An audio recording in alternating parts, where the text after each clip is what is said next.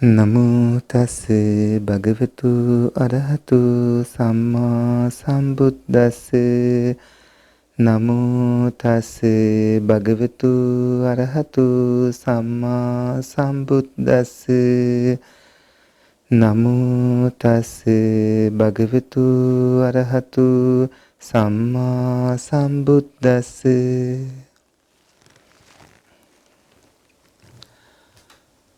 උපමාකෝ ම්‍යායම් භික්ඛවේ කතං අත්තස්ස විඤ්ඤාපනාය අයං චීවිත අත්තු චත්තාරු ආසිවිසා උග්ගති ජාගුර විසාතිකෝ භික්ඛවේ චතුන්නේතං මහා භූතානං අදිවචනං සේයති තං පඨවි ධාතුයා ආපෝ ධාතුයා තේජෝ ධාතුයා වායු ධාතුයා තීති. කරුණාවන්ත ගුණබර සත්පුරුෂ පින්වතුනි,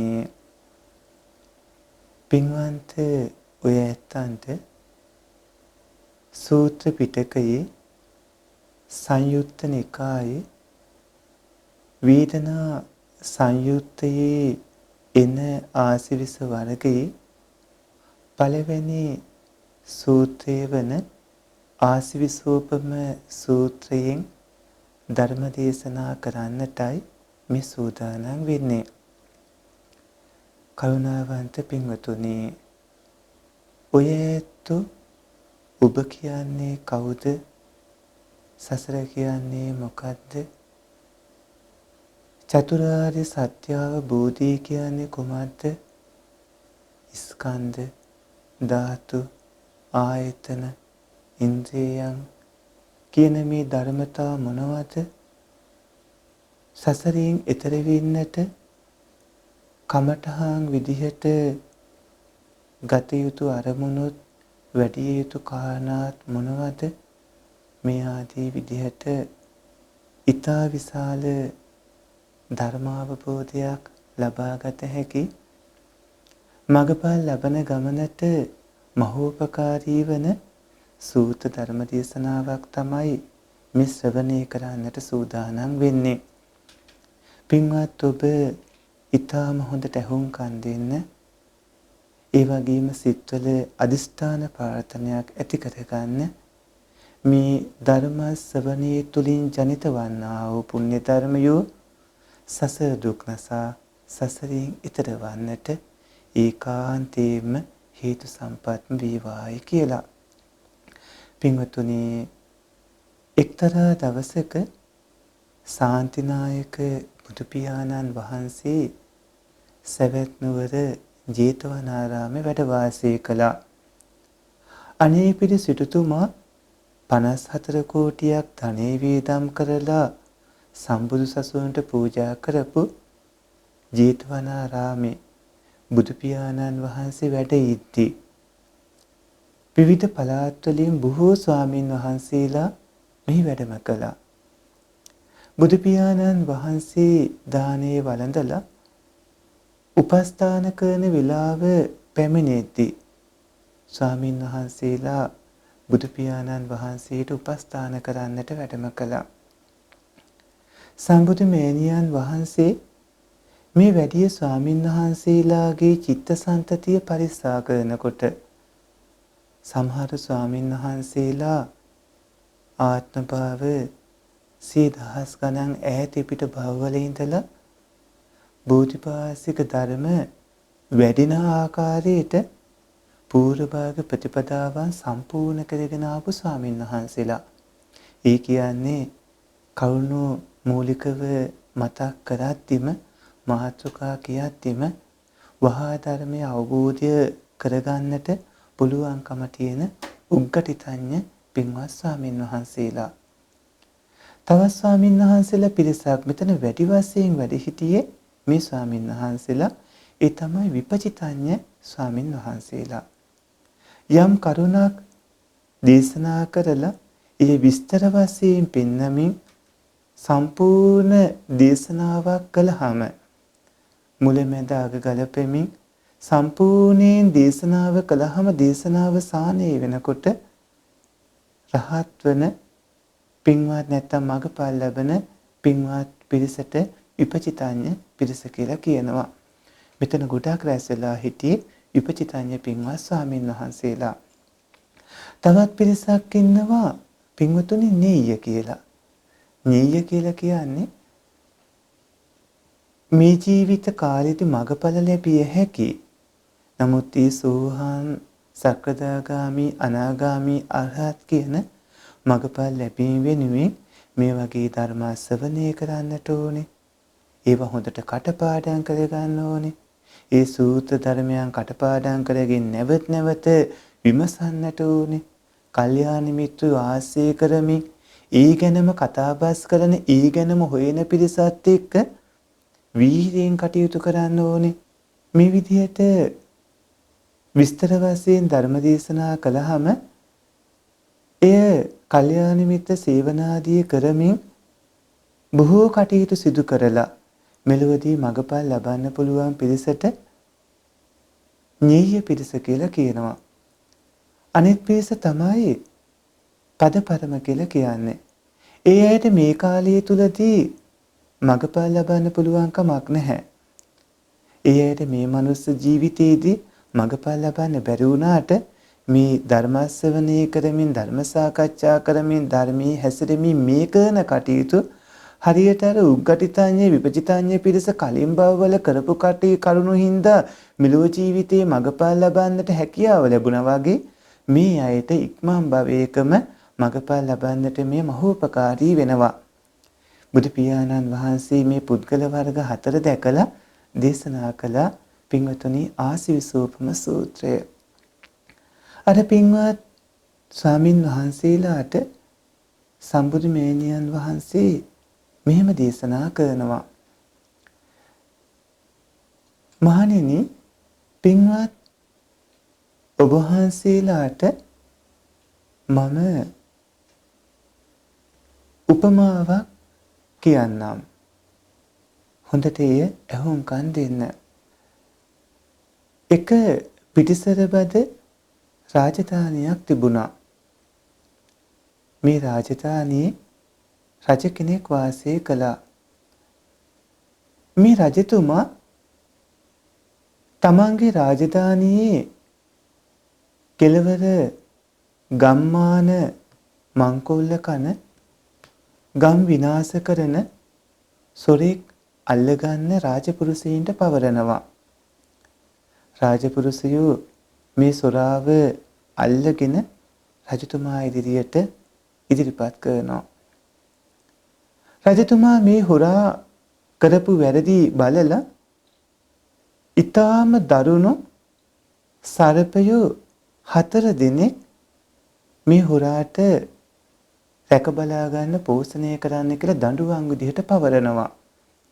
රජවරු සර්පයෝ හදන හේතු කිහිපයක් තියෙනවා. එකක් තමයි රාජධානියේ මේ වගේ දරුණු මංකොල්ල කෑම් කරන පුද්ගලයින්ට මේ සර්පයෝ මේ විදිහට බලා ගන්න කියලා දීලා ඕන් ලවා දෂ්ට කරවලා ඒ සොරුන්ව ඝාතනය කරන්න. තවත් එකක් තමයි මේ රාජධානිය අල්ලගන්න විදේශ ආක්‍රමණයක් වුණොත් ඒ පිරිස මැද්දට මේ සර්පයෝ දාලා ඒ සතුරන්ව විනාශ කරන්න. තවත් එකක් තමයි යම් හේකින් රජතුමා සතුරන්ට අහු වුණොත් මේ සර්පයෝ ලවා Tamanටම දෂ්ට කරවාගෙන සියති විනාසන්න රජවරු සර්පයෝ ඇති කරන්නේ. ඊටාම තරුණ මේ සර්පයෝ 4 දෙනා බලා ගන්න කියලා මේ පල්හොරාට පවරනවා. මේ පල්හොරා සර්පයෝ 4 දෙනා බාර අරගෙන ඒ කුටියට ගිහිල්ලා එක පෙට්ටියක් විවෘත කරනවා. ඒ පෙට්ටියේ හිටිය සර්පයා මේ පුද්ගලයාගේ වම් කකුල දිගේ ඇඟට ගොඩ වෙලා වම් මැණික් කටුව ළඟ වෙලාගෙන වම් හුරේ හිස්ස මත පෙනගොබී තබාගෙන සූසූ ගගා හිටියා. අනිත් පෙට්ටිය විවෘත කළ සැනකින්ම ඒකේ සර්පයාත් දකුණු කකුල දිගේ ඇඟට ගොඩ වෙලා දකුණු මණික් කටුව ළඟ වෙලාගෙන දකුණු උරහිස මත පෙනගොබී තබාගෙන සූසූ ගගා හිටියා.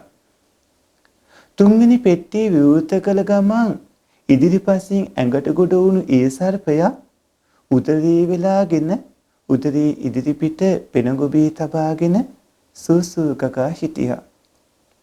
හතරවෙනි පෙට්ටියත් විවෘත කළ ගමන්ම ඒකෙ හිටියේ සර්පයා පිටිපස්සෙන් ඇඟට ගොඩ වෙලා පිට මත රැඳෙමින් බෙල්ල වටේ ගොතාගෙන හිස මත පෙනගොබී තබාගෙන සූසූ ගගා හිටියා. පින්වතුනි, මේ විදිහට සර්පයෝ 4 දෙනෙක් එක්ක මේ පුද්ගලයා මෙහෙම ඉtti එතෙන්ට කරුණාවන්ත පුද්ගලයෙක් ආවා. ඒ කරුණාවන්ත පුද්ගලයා මේ පුද්ගලයා ළඟට ලං වුණා. මේ හොරාට කියනවා, ඔබ මොකද මෙතන කරන්නේ? ඔහුගෙන් අහනවා, ඔබ මේ සර්පයෝ හදාගෙන සර්පයෝ ඇඟේ ගොඩ කරගෙන මේ විදිහට ඉන්නේ ඇයි? ඒ වෙලාවේ ඔහු කියනවා, රජතුමා මට ආභරණ වගේක් දුන්නා.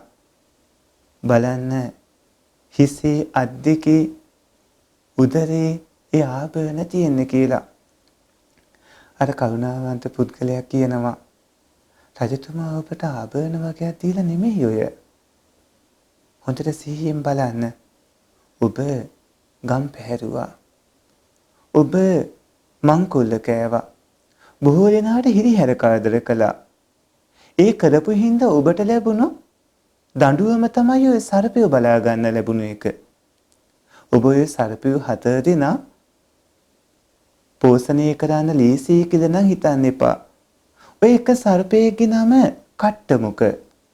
කට්ටමුක සර්පයා දෂ්ට කළොත් ඔබේ මුළු ශරීරේම දර කඩක් වගේ වියලෙන්න පටන් ගන්නවා. අනිත් සර්පයාගේ නම පූතිමුක. පූතිමුක සර්පයා දෂ්ට කළොතින් ඔබේ මුළු ශරීරයේම හරියට ඉතුණු කොස්කෙටියක් වගේ වැగిරෙන්න පටන් ගන්නවා. සැරේ පිරමින් වැగిරෙන්න පටන් ගන්නවා. අනිත් සර්පයා අග්ගිමුක. අග්ගිමුක සර්පයා දෂ්ට කළොත් ඔබේ මුළු ශරීරයේම ගිනිගෙන තැවෙන්න පටන් ගන්නවා. හරියට 10 ගොඩක් ගිනිගෙන අළු වෙනවා වගේ ඔබේ ශරීරය අළු වුණු කොටස් විසිරෙන්න ගන්නවා. අනිත් සර්පයා සස්තමුක. සස්තමුක සර්පයා දෂ්ට කළොතින් ඔබේ ශරීරය සිදුරක් බවට පත් වෙනවා. සිදුරු වෙනවා හරියට අකුණු ගහපු එකක් වගේ. ඔබට ඔය රජතුමා ඉතා තරුණු දඬුවමක් දීලා තියෙන්නේ.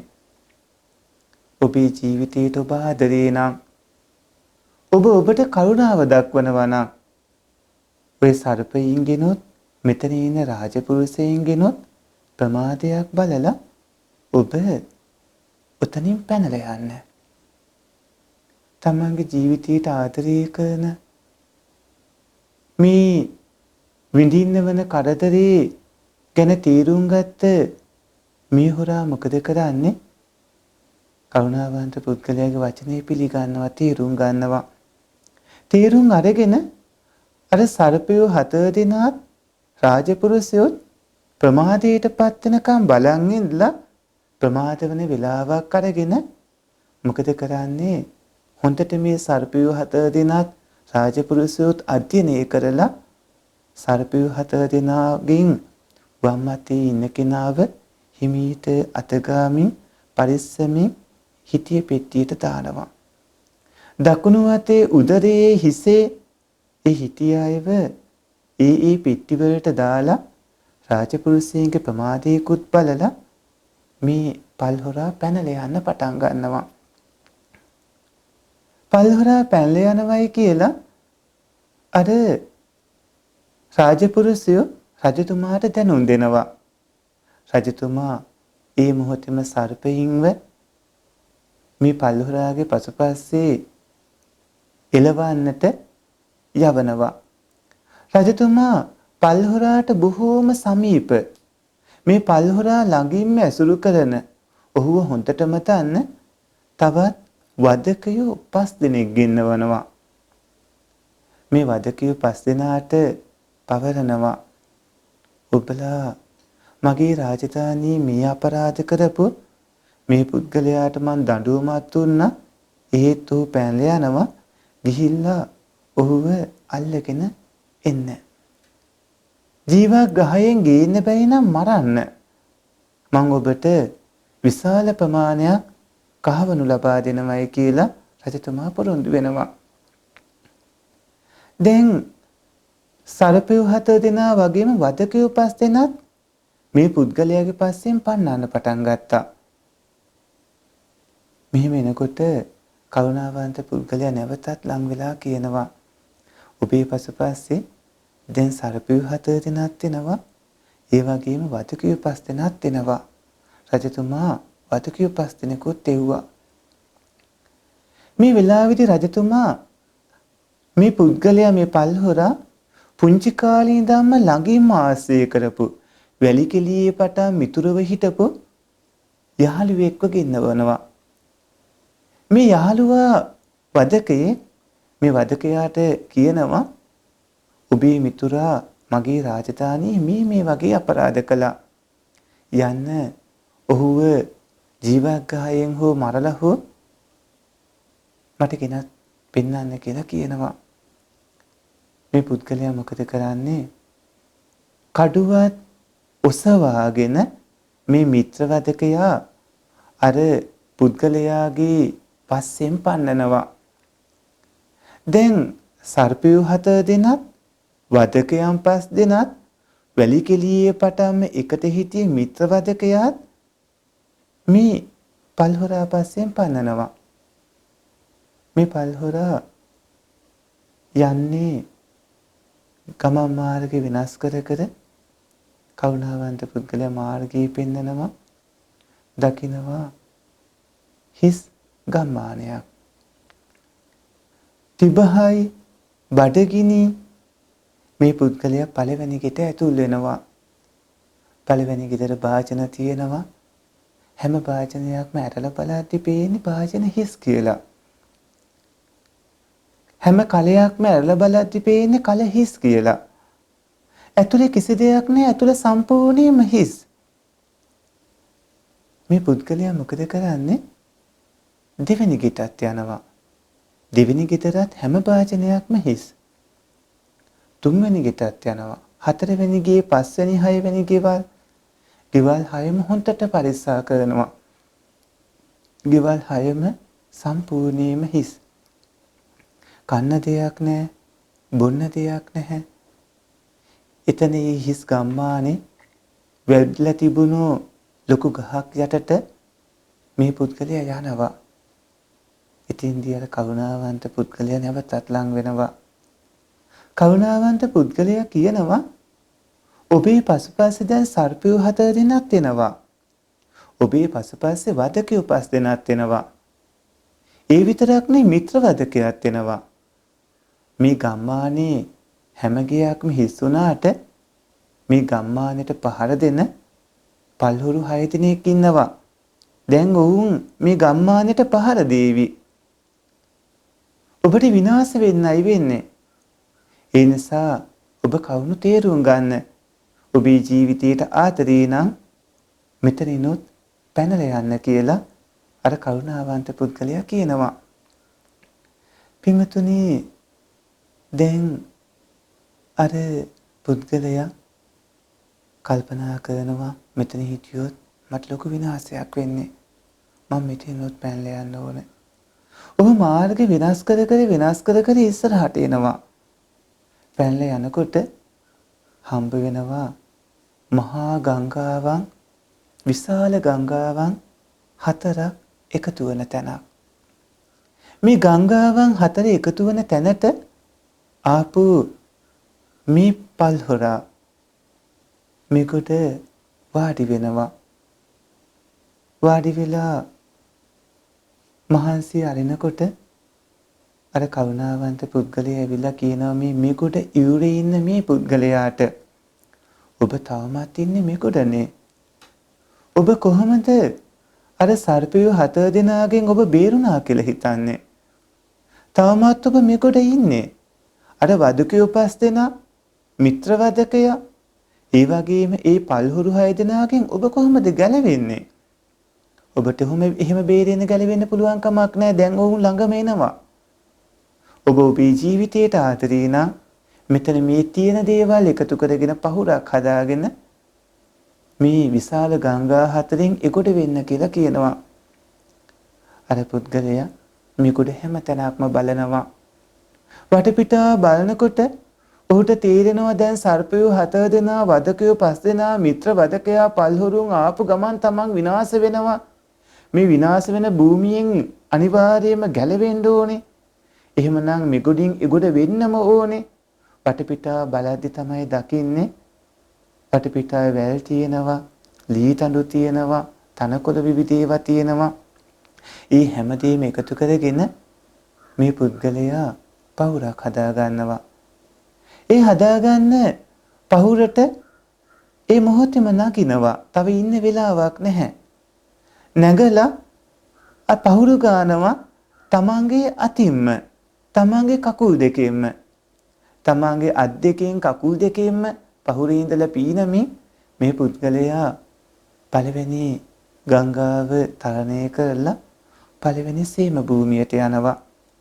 පළවෙනි සීම භූමියේ ඉඳලා හැරිලා බලනවා තමන් ආපු මේගොඩ ගැන. ඒගොඩ ඉඳන් මේගොඩ බලනකොට සර්පයෝ 4 දෙනා පේනවා. ඒගොඩ ඉඳන් මේගොඩ බලනකොට වදකයෝ 5 දෙනාත් පේනවා. ඒගොඩ ඉඳන් මේගොඩ බලද්දි මිත්‍ර වදකයාත් පල්හුරු 6 දෙනාත් දකින්න හම්බ වෙනවා. ඔහු කල්පනා කරනවා මම තවත් එහාට යන්න ඕනේ මේ අයගෙන්. දෙවෙනි ගංගාවත් අර පහුරටම නැගලා තරණය කරනවා. දෙවෙනි සීම භූමියටත් එනවා. දැන් ඔහුට පුදුම රැකවරණයක්, පුදුම ආරක්ෂාවක්, පුදුම පහසුවක්, පුදුම සතුටක් තියෙන්නේ.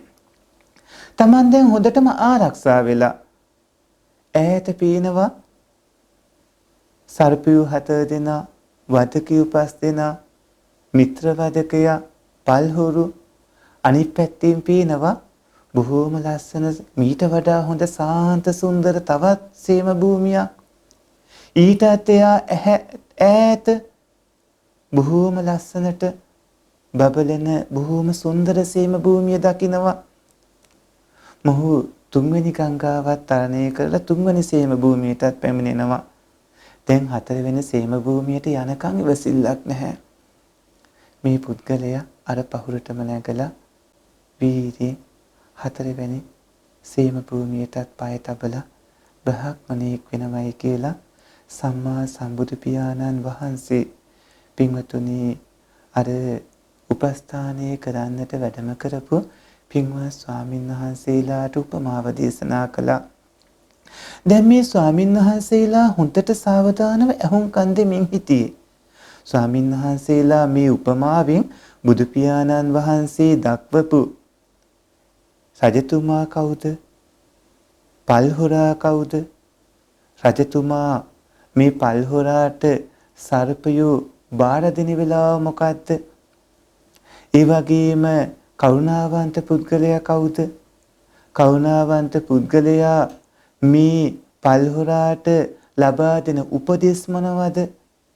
ඒ උපදෙස් පිළිපදිමින් මේ පල්හොරා අර රාජපුරුෂයින්ගේ සර්පයන්ගේ ප්‍රමාදයක් බලලා එතනින් පැනලා යන්නට කටයුතු කරපු වෙලාව පැනලා ගියාට පස්සේ රජතුමා වදකයෝ 5 දෙනෙක් එව්ව කියන ඒ කාරණා වදකයෝ 5 දෙනා කවුද? ඒ වගේම රජතුමා විසින් එවපු මිත්‍ර වදකයා කවුද? මේ පුද්ගලයා ඉස්සරහට යනකොට අර ගම්මානේ හිස්ගෙවල් 6ක් හම්බ වුණා. ඒ හම්බ වුණු පළවෙනි හිස්ගේ, දෙවෙනි හිස්ගේ, තුන්වෙනි හිස්ගේ මොකද්ද? ඒ හිස්ගෙවල් 6 තියෙන ගම්මානේ ඉන්නකොට ඒ ගම්මානෙට පහර දෙන්න ආපු ඒ පල්හුරු 6 දෙනා කියන්නේ කවුද? එතනින් ගැලවිලා යනකොට ගංගා 4ක් එකතු වෙන තැනක් හම්බ වුණා. තවමත් ඉන්නේ මෙගොඩ කියන්නේ මොකද්ද?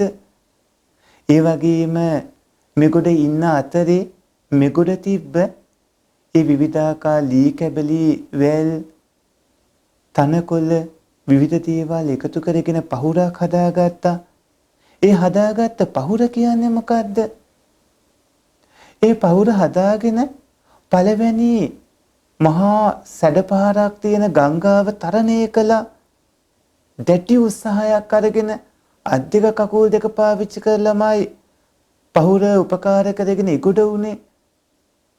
ඒ පාවිච්චි කරපු අත් දෙක කකුල් දෙක ඒ දැඩි උත්සාහය මොකද්ද?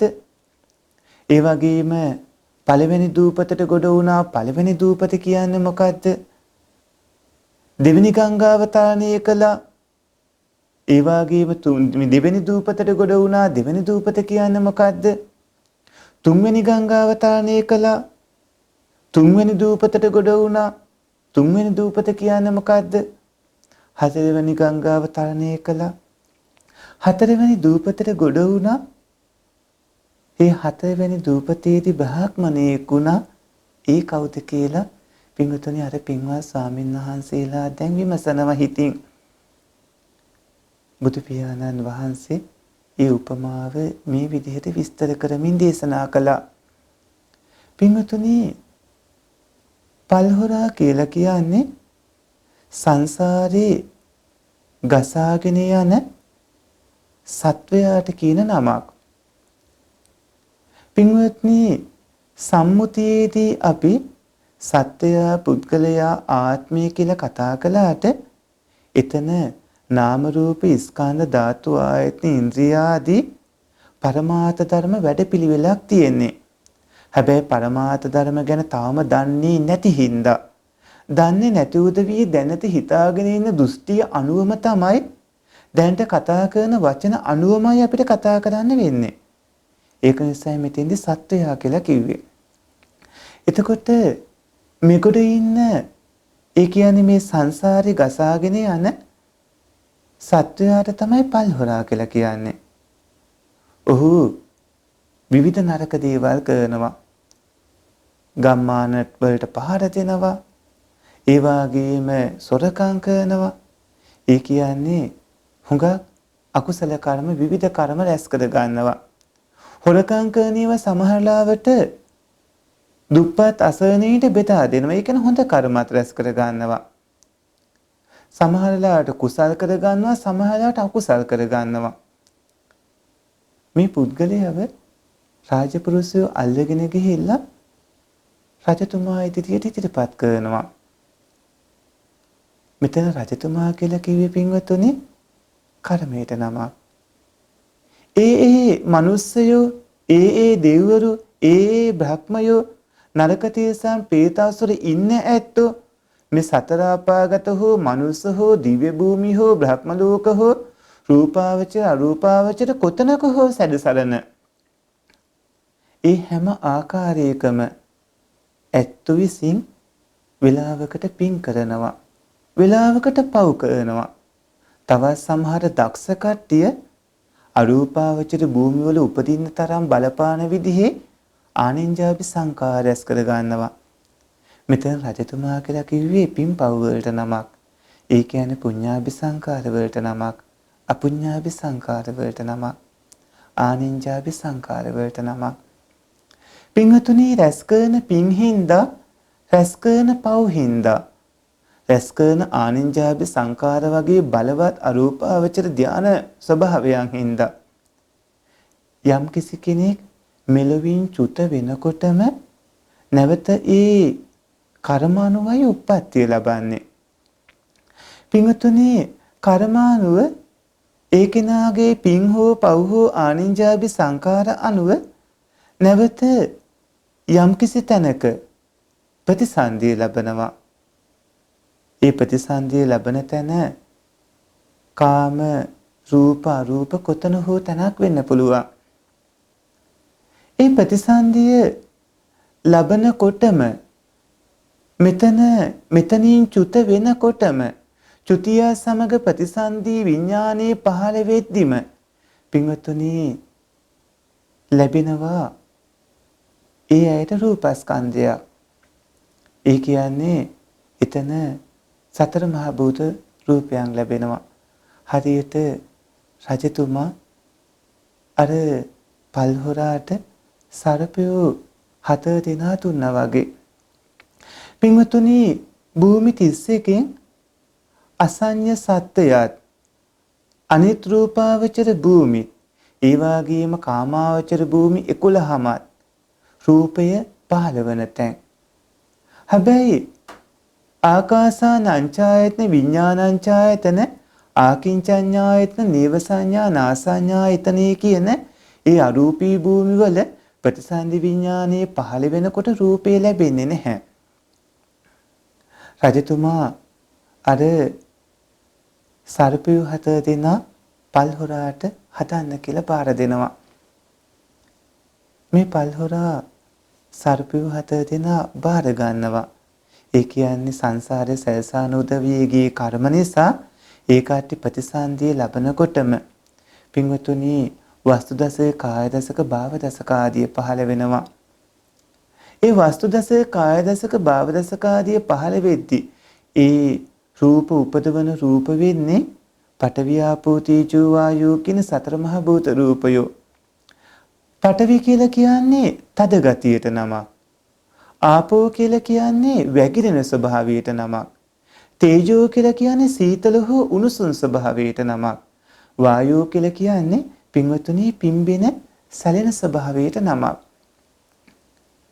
අතන සර්පයෝ 7 දෙනා කිව්වේ කට්ටමුක, පූතිමුක, අග්ගිමුක, සස්තමුක. කට්ටමුක කියලා කිව්වේ දෂ්ට කරපු ගමම්ම දරදඬු වෙන ස්වභාවයට. ඒ කියන්නේ පඨවි ධාතුවට නමක්. පූතිමුක කියලා කිව්වේ දෂ්ට කරපු ගමම්ම සැරව පිළිලා සැරව වැగిරෙමින් මානයට පත්වන ස්වභාවයක්. ඒ කියන්නේ පින්වතුනි ආපෝ ධාතුවට නමක්. ඒ වගේම අග්ගිමුක කියලා කිව්වේ ගිනිගෙන දැවෙන ස්වභාවයේ සර්පයා දෂ්ට කළාම ගිනි කොට 10 ගොඩක් වගේ දැවිලා විසිරෙනවා. ඒකෙන් තීජෝ ධාතුවට නමක්. ඒ වගේම පින්වතුනි පිම්බින සැලෙන ස්වභාවය තමයි වායෝ ධාතුව. ඒ කියන්නේ සස්තමුක සර්පයා දෂ්ට කළොත් ඇඟ සිදුරු වෙනවා. මේ සර්පයෝ 7 දෙනා රැක බලා ගන්නවා කියන එක ලේසි දෙයක් නෙමෙයි. අර කරුණාවන්ත පුද්ගලයා උපදෙස් දෙනවා රජතුමා ඔබට දුන්නු සර්පයෝ 7 දෙනා එක්කෙනෙක්ට නාන්න ඕන වුණාම අනිත් කෙනාට කන්න ඕන වෙනවා. අනිත් කෙනාට කන්න ඕන වෙද්දී අනිත් සර්පයාට අනිවාර්යයෙන්ම නිදා ගන්න අවශ්‍යයි. මේ ඇයිගේ අවශ්‍යතා කරනවා කියන එක ලේසි නෑ. ඒක කරන්න බෑ. එක්කෙනෙක්ගේ අවශ්‍යතාවයක් ඒ වෙලාවේ නොවුනොත් අනිත් කෙනා කටයුත්ත කරමින් හිටියොත් මෙයා දෂ්ට කරනවා. ඒ නිසා මේ සර්පයෝ 7 දෙනා රැක බලා ගන්නවා කියන එක ලේසි දෙයක් නෙමෙයි. පින්වත්නි බුදු පියාණන් වහන්සේ සර්පයෝ 7 දෙනා විදිහට චතුධාතු වවත්තායන කමඨහන තමයි අර පින්වත් ස්වාමීන් වහන්සේලාට ඉගැන්වුවේ. පඨවි ධාතුව විදිහට දකින්න. ආපෝ ධාතුව, තේජෝ ධාතුව, වායෝ ධාතුව, ආපෝ තේජෝ වායෝ ධාතු විදිහටම දකින්න. සතර මහා භූතයන්ගෙන් සැදුන් ලත් මේ රූපේ විදිහට දකින්න.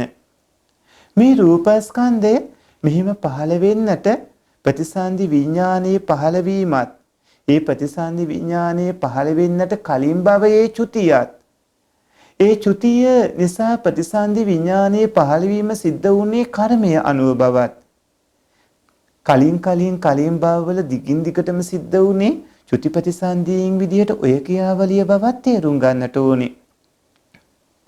පින්වතුනි ආත්මයක් මම කියලා කෙනෙක් සත්වයේ පුද්ගලයෙක් කියලා දෙයක් නැහැ.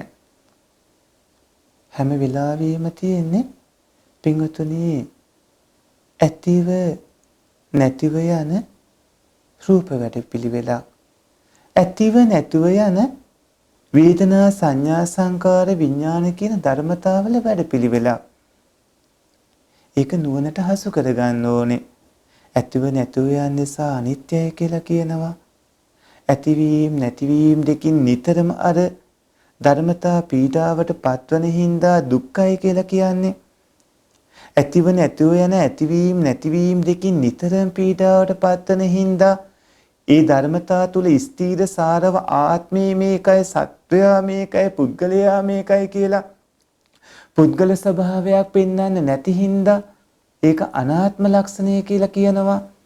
මේ අනිත්‍ය දුක්ඛ අනාත්ම වුණොත් මේ ත්‍රිලක්ෂණයේ යුක්තව පංචපාදානස්කන්ධ වැඩපිළිවෙලේ පින්වත්නි රූපස්කන්ධයේ විදිහට චතුධාතු වවත්තායනෙන් කමඨහන් ලබා දීලා ඒ ඔස්සේ විදර්ශනාවට හිත නැඹුරු කරගෙන විදර්ශනා ඥානෙ දියුණු කරගෙන මගපල ලබා රහත් වන්නට පුළුවන් විදිහට බුදු පියාණන් වහන්සේ සතර මහා භූත රූප අරගෙන රහත් වීම දක්වා අර පින්වත් ස්වාමීන් වහන්සේලාට මේ සර්පයෝ හතර දෙනා පෙන්නමින් පඨවියාපෝ තේජෝ වායෝ කියන සතර මහා භූත රූපයන් ගැන කියලා දෙමින් උන්වහන්සේලාට රහත් භූමිය දක්වා එක කමඨහනක් ලබා දුන්නා.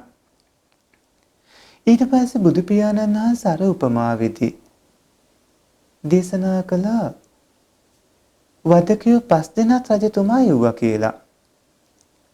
පින්වත්නි වදකියෝ 5 දෙනා කියලා කියන්නේ පංච උපාදානස්කන්ධයට නමක්. රූප උපාදානස්කන්ධයට නමක්. වේදනා උපාදානස්කන්ධයට නමක්. සංඤ්ඤා උපාදානස්කන්ධයට නමක්. සංකාර උපාදානස්කන්ධයට නමක්. විඥාන උපාදානස්කන්ධයට නමක්. ඒ කියන්නේ පංච උපාදානස්කන්ධයට නමක්. පින්වතුනි අර වදකියෝ 5 දෙනා එක වදකේ රූපස්කන්ධය අනිත් වදකියෝ වේදනා සංඥා සංකාර විඥානස්කන්ධය.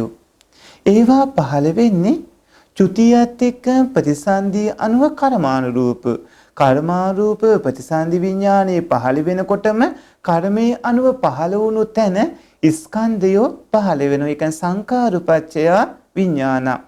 සංකාරපච්චය විඥානං කියනකොට විඥානපච්චය නාම රූපං කියනකොට පින්වත්නි පින්පව් හින්දා ප්‍රතිසන්දි විඥානයත් ප්‍රතිසන්දි විඥානයේ පහළ වීම නිසා එක ස්කන්ධයක් විතරක් පහළ වන ඒකවෝකාර තනකන එම තන පහළ වන විදිහත් චතුවෝකාර තනකන ස්කන්ධ හතරක් කියන අරූපාවචර භූමිය ආකාසානංචායතන විඥානංචායතන ආකින්චඤ්ඤායතන නේව සංඥා නාසඤ්ඤායතන කියන ඊතන පහළවන තනක් නම් එතනත් පංචවෝකාරී කියන්නේ සතර අපාගත මේ මනුස්ස භූමිය අර පින්වත් ස්වාමීන් වහන්සේලා ඒ වගේම සියලු මිනිස්සු සියලු දෙවිවරු රූපාවචර බ්‍රහ්ම ලෝකවලය මේ පංචවෝකාර විදියට පංචස්කන්ධයෙන් පහළවන විදිහත් ගැන බුදු පියාණන් වහන්සේ කමඨහන් ලබා දීලා ඒ පංචස්කන්ධයේ විමසමින් රූපස්කන්ධය කියන්නේ මේ කරුණ වලට පඨවියාපෝ තේජෝ වායෝ කියන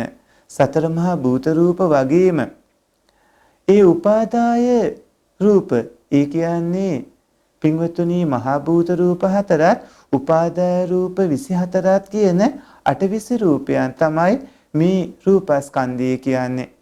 ඒ වගේම වේදනාස්කන්ධය කියලා කියන්නේ හිතේම යෙදෙන සෝමනස් දෝමනස් වේදනාවන් උපේක්ඛා වේදනාවන්.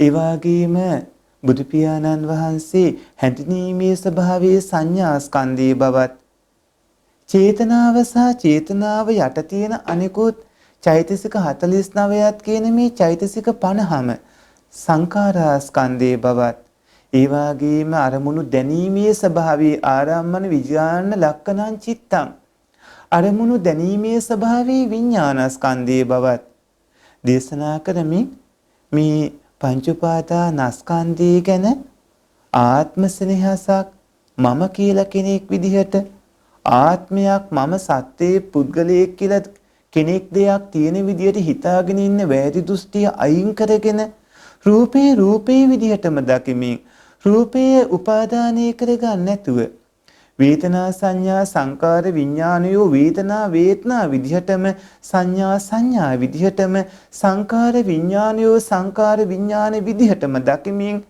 ඒවා ගැන ඇලීමක් ඇති කරගන්න නැතුව ඒවා ගැන බැඳීමක් ඇති කරගන්න නැතුව පින්වත්නි සියුම හෝ දැඩිව හෝ කාමෝපදාන, ditthූපදාන, සීලබ්බතූපදාන, අත්තවාදූපදාන විදිහට මේ ස්කන්ධයන් ගන්නේ නැතුව පංච උපාදානස්කන්ධය දැනගෙන එය විමසා බලමින් ඒ කවුණු අවබෝධ කරගෙන පින්වත්නි රහත් කටයුතු වන ගමන දක්වාම බුදු පියාණන් වහන්සේ මේ වදකිය පස්තනා අරගෙන පංච උපාදානස්කන්ධයේ විදිහට බලමින් විදර්ශනා භාවනා කමඨහන රහත් භූමිය දක්වා අර පින්වත් ස්වාමින්වහන්සේලාට ලබා දුන්නා. දැන් චතුධාතු වවත්තායනේ විදිහට සතර මහා භූත ධර්ම දේශනා කරලා ඒ සතර මහා භූත ධර්ම ඔස්සේ නාම රූප ධර්මියෝ විමසා බලමින් ඒ ඔස්සේ රහත් වන භූමිය දක්වාම විදර්ශනා කමඨහන් ලබා දුන්නා. ඒ වගේම බුදු පියාණන් වහන්සේ වදකිය පස්දෙනා අරගෙන වදකිය පස්දෙනා පංච උපාදානස්කන්ධයේ බව දේශනා කරලා ඒ පංච උපාදානස්කන්ධයේ ස්වභාවය විමසමී නාම රූප ස්කන්ධ ධාතු ආයතන විදිහට ඒ කවුණු තේරුම් අරගෙන පින්වතුනි විදර්ශනා වඩලා රහත් භූමිය දක්වාම කමඨහන ලබා දුන්නා. ඊළඟට බුදු පියාණන් වහන්සේ මිත්‍ර වදකයා තමයි උපමාවේ දේශනා කළේ. මිත්‍ර වදකයා අර පල්හොරා වැලි කෙලියේ පටන්ම ආශ්‍රය කරපු කෙනා. මේ පල්හොරාගේ පසුපස රජතුමාගේ නියමයෙන් ඉන්නේ කඩුවක් ඔසවගෙන. කඩුව ඔසවගෙන එන මේ පුද්ගලයා මේ මිත්‍ර වදකයා දැන් අල්ල ගන්නවා දැන් මරනවා කියලා හිතාගෙන පිටුපස්සේ පන්නන්නේ. පින්වතුනි කඩුව ඔසවාගත් මිත්‍ර වදකයා කියලා කියන්නේ නන්දි රාගයට නමක්. කඩුව ඔසවාගෙන ඉන්නවා කියන්නේ ඕනම මොහොතක කෙලෙස් ධර්මයන් මතුවන විදිහට, ඒ කියන්නේ ඕන වෙලාවක Tamanට පහර දෙන්න පුළුවන්. මේ පල්හොරාට ඕන වෙලාවක පහර දෙන්න පුළුවන් විදිහට කඩුව ඔසවාගෙනමයි ඉන්නේ. ඒ කියන්නේ ඕන මොහොතක පින්වත්නි කෙලෙස් ධර්මයන් මතුවන විදිහට තමයි රූප අරමුණු, ශබ්ද අරමුණු, ගන්ධ අරමුණු මේ අරමුණු සත්වය උගන්නේ. මේ සත්වය අරමුණක් ගත්ත ගමන්ම දීර්ඝ සංසාරයේ හුරු පුරුදු වෙලා තියෙන ස්වභාවයේ හැටියට ආසව, අනුසය, ඕග යෝග, නීවරණ, සංයෝජන ආදී කෙලෙස් ධර්මයෝ මතු වෙනවා. නිතරම හිත පුතග්ජනයන්ගේ හිත අකුසලයට බරව තියෙන්නේ. පින්වතුනි අකුසලයට බර ඒ උදවියට ඕන වෙලාවක අරමුණක් එනකොට අරමුණත් එක්ක රාගය මතුවෙනවා. අරමුණත් එක්ක ඒක රූප අරමුණක් වේවා, ශබ්ද අරමුණක් වේවා, ගන්ධ රස අරමුණක් වේවා. ඒ අරමුණුත් එක්ක චිත්තසංතානයේ අකුසලයට හුරු පුරුදු වෙලා තියෙන අයට පින්වතුනි සනිකම චිත්තසංතතිය තුලින් මතුවෙන්නේ ලෝභ, දේශ, මෝහ ආදී හේතු. ඒ කියන්නේ රාග, ද්වේෂ, මෝහ ආදී ධර්මයෝ, ඊර්ෂ්‍යා, මාන ආදී අකුසල චෛතසික 14 මතුවෙන්නේ. අකුසල චෛතසික ඇති වෙන්නේ අකුසල සිත්වල. බුදු පියාණන් වහන්සේ මිත්‍ර වදකයා නන්දි රාගයේ විදිහට අරගෙන ඒ ආත්ම සෙනෙහස කුඩා වියේ ඉඳන්ම ඇතිවන විදිහත්, කුඩා වියේ ඉඳන්ම පින්වතුනි චක්කායතන, රූපායතන, සෝත ගාන, જીවහායතනයන්, කායායතන, මන ආයතනයන්ගෙන් අරමුණක් එනකොටම කාමාසව, භවසව, දිඨාසව, අවිචාසවයෝ මතුවන විදිහ, ඒ වගේම ඒ උදවියගේ චිත්තසංතතිවල දිකින් දිකටම සාංශාරිකව පුරුදු වුණු අකුසල ධර්මයෝ මතුවන විදිහ දැකලා ඕනෑම මොහොතක විනාශ වෙලා යනවා. මේ ආත්ම සෙනෙහස නිසා තමන්ව, නන්දි රාගය නිසා තමන්ව, නන්දි රාගයේ ආත්ම සෙනෙහස නිසා චිත්ත සංතතියට කෙලෙස් මතුවෙන්න හොඳ අවස්ථාවක් ලැබෙනවා. අරමුණුත් එක්ක ක්ලේශෝ නිතරම සිත අරක් ගන්නවා. බුදු පියාණන් වහන්සේ නන්දි රාගය ගැන දේශනා කරමින් ඒත් එක්ක ඇතිවන ලෝභ, දේශ, මෝහ ආදී සංස්කාරස්කන්ධි නැත්නම් සංකාරස්කන්ධි, චේතනාව සහ පින්වතුනි චේතනාව සහ පස්සය ඒ වාගේම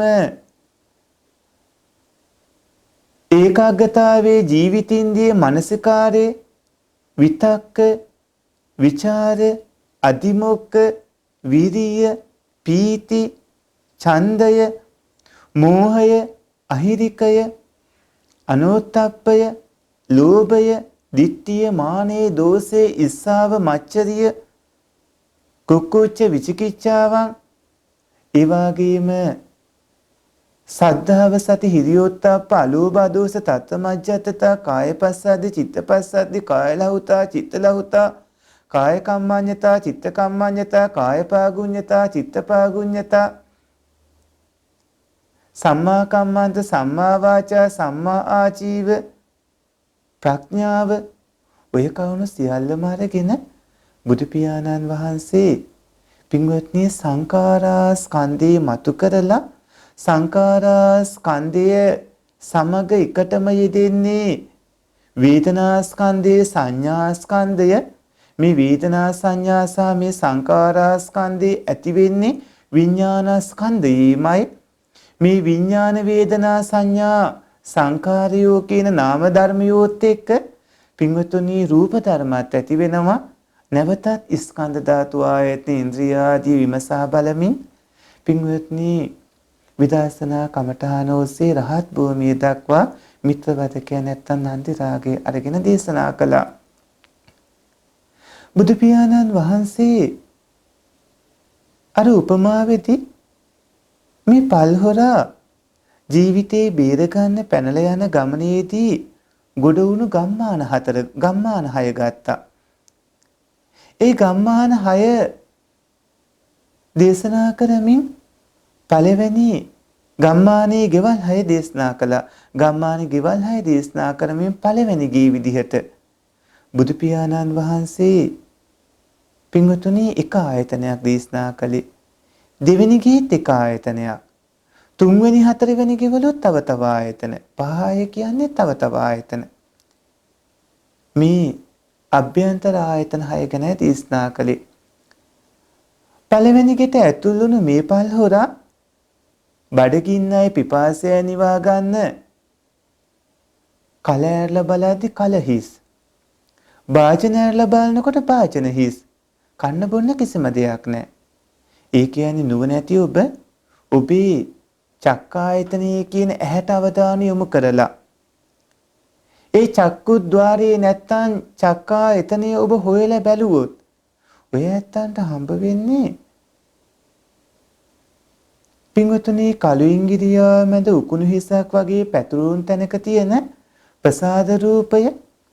ඒ වගේම ප්‍රසාද රූපේ ලැබුණේ මව් කුස තුල ගත කරනකොට මිනිසෙක්ට නම් 77 වන දින රාත්‍රියේදී කියන එකත් ඒ වගේම එතන හිස් බවත් තේරෙන්න පටන් ගන්නවා. පින්වතුනි දෙවෙනි හිස් ගියත් ඇවිල්ලා බුදු පියාණන් වහන්සේ සෝතායතනයේ විදිහට තුන්වෙනි හිස්ගේ ගාහන ආයතනයේ ජීවහා ආයතනයේ කාය ආයතනයේ මන ආයතනයේ විදිහට අභ්‍යන්තර ආයතන 6 මේ හිස්කේවල් 6 විදිහට දේශනා කළා. දැන් අභ්‍යන්තර ආයතන 6 දේශනා කරද්දී මේවා හිස්කේවල්. එතකොට හිස්කේවල් පින්වතුනි කොහොමද පිරෙන්නේ ක්‍රියාත්මක වෙන්නේ? ඒ තමයි පින්වතුනි මෙතන චක්කු විඥානයේ පහළ වෙනවා. ඒ වගේම රූපය අරමුණ වෙනවා. චක්කු විඥානයයි රූප ඡායාවයි. ඒ වගේම සිතේම යෙත්න චෛතසික ධර්ම වල පස්සේ මේ පස්සයයි චක්කු විඥානයයි රූප ඡායාවයි.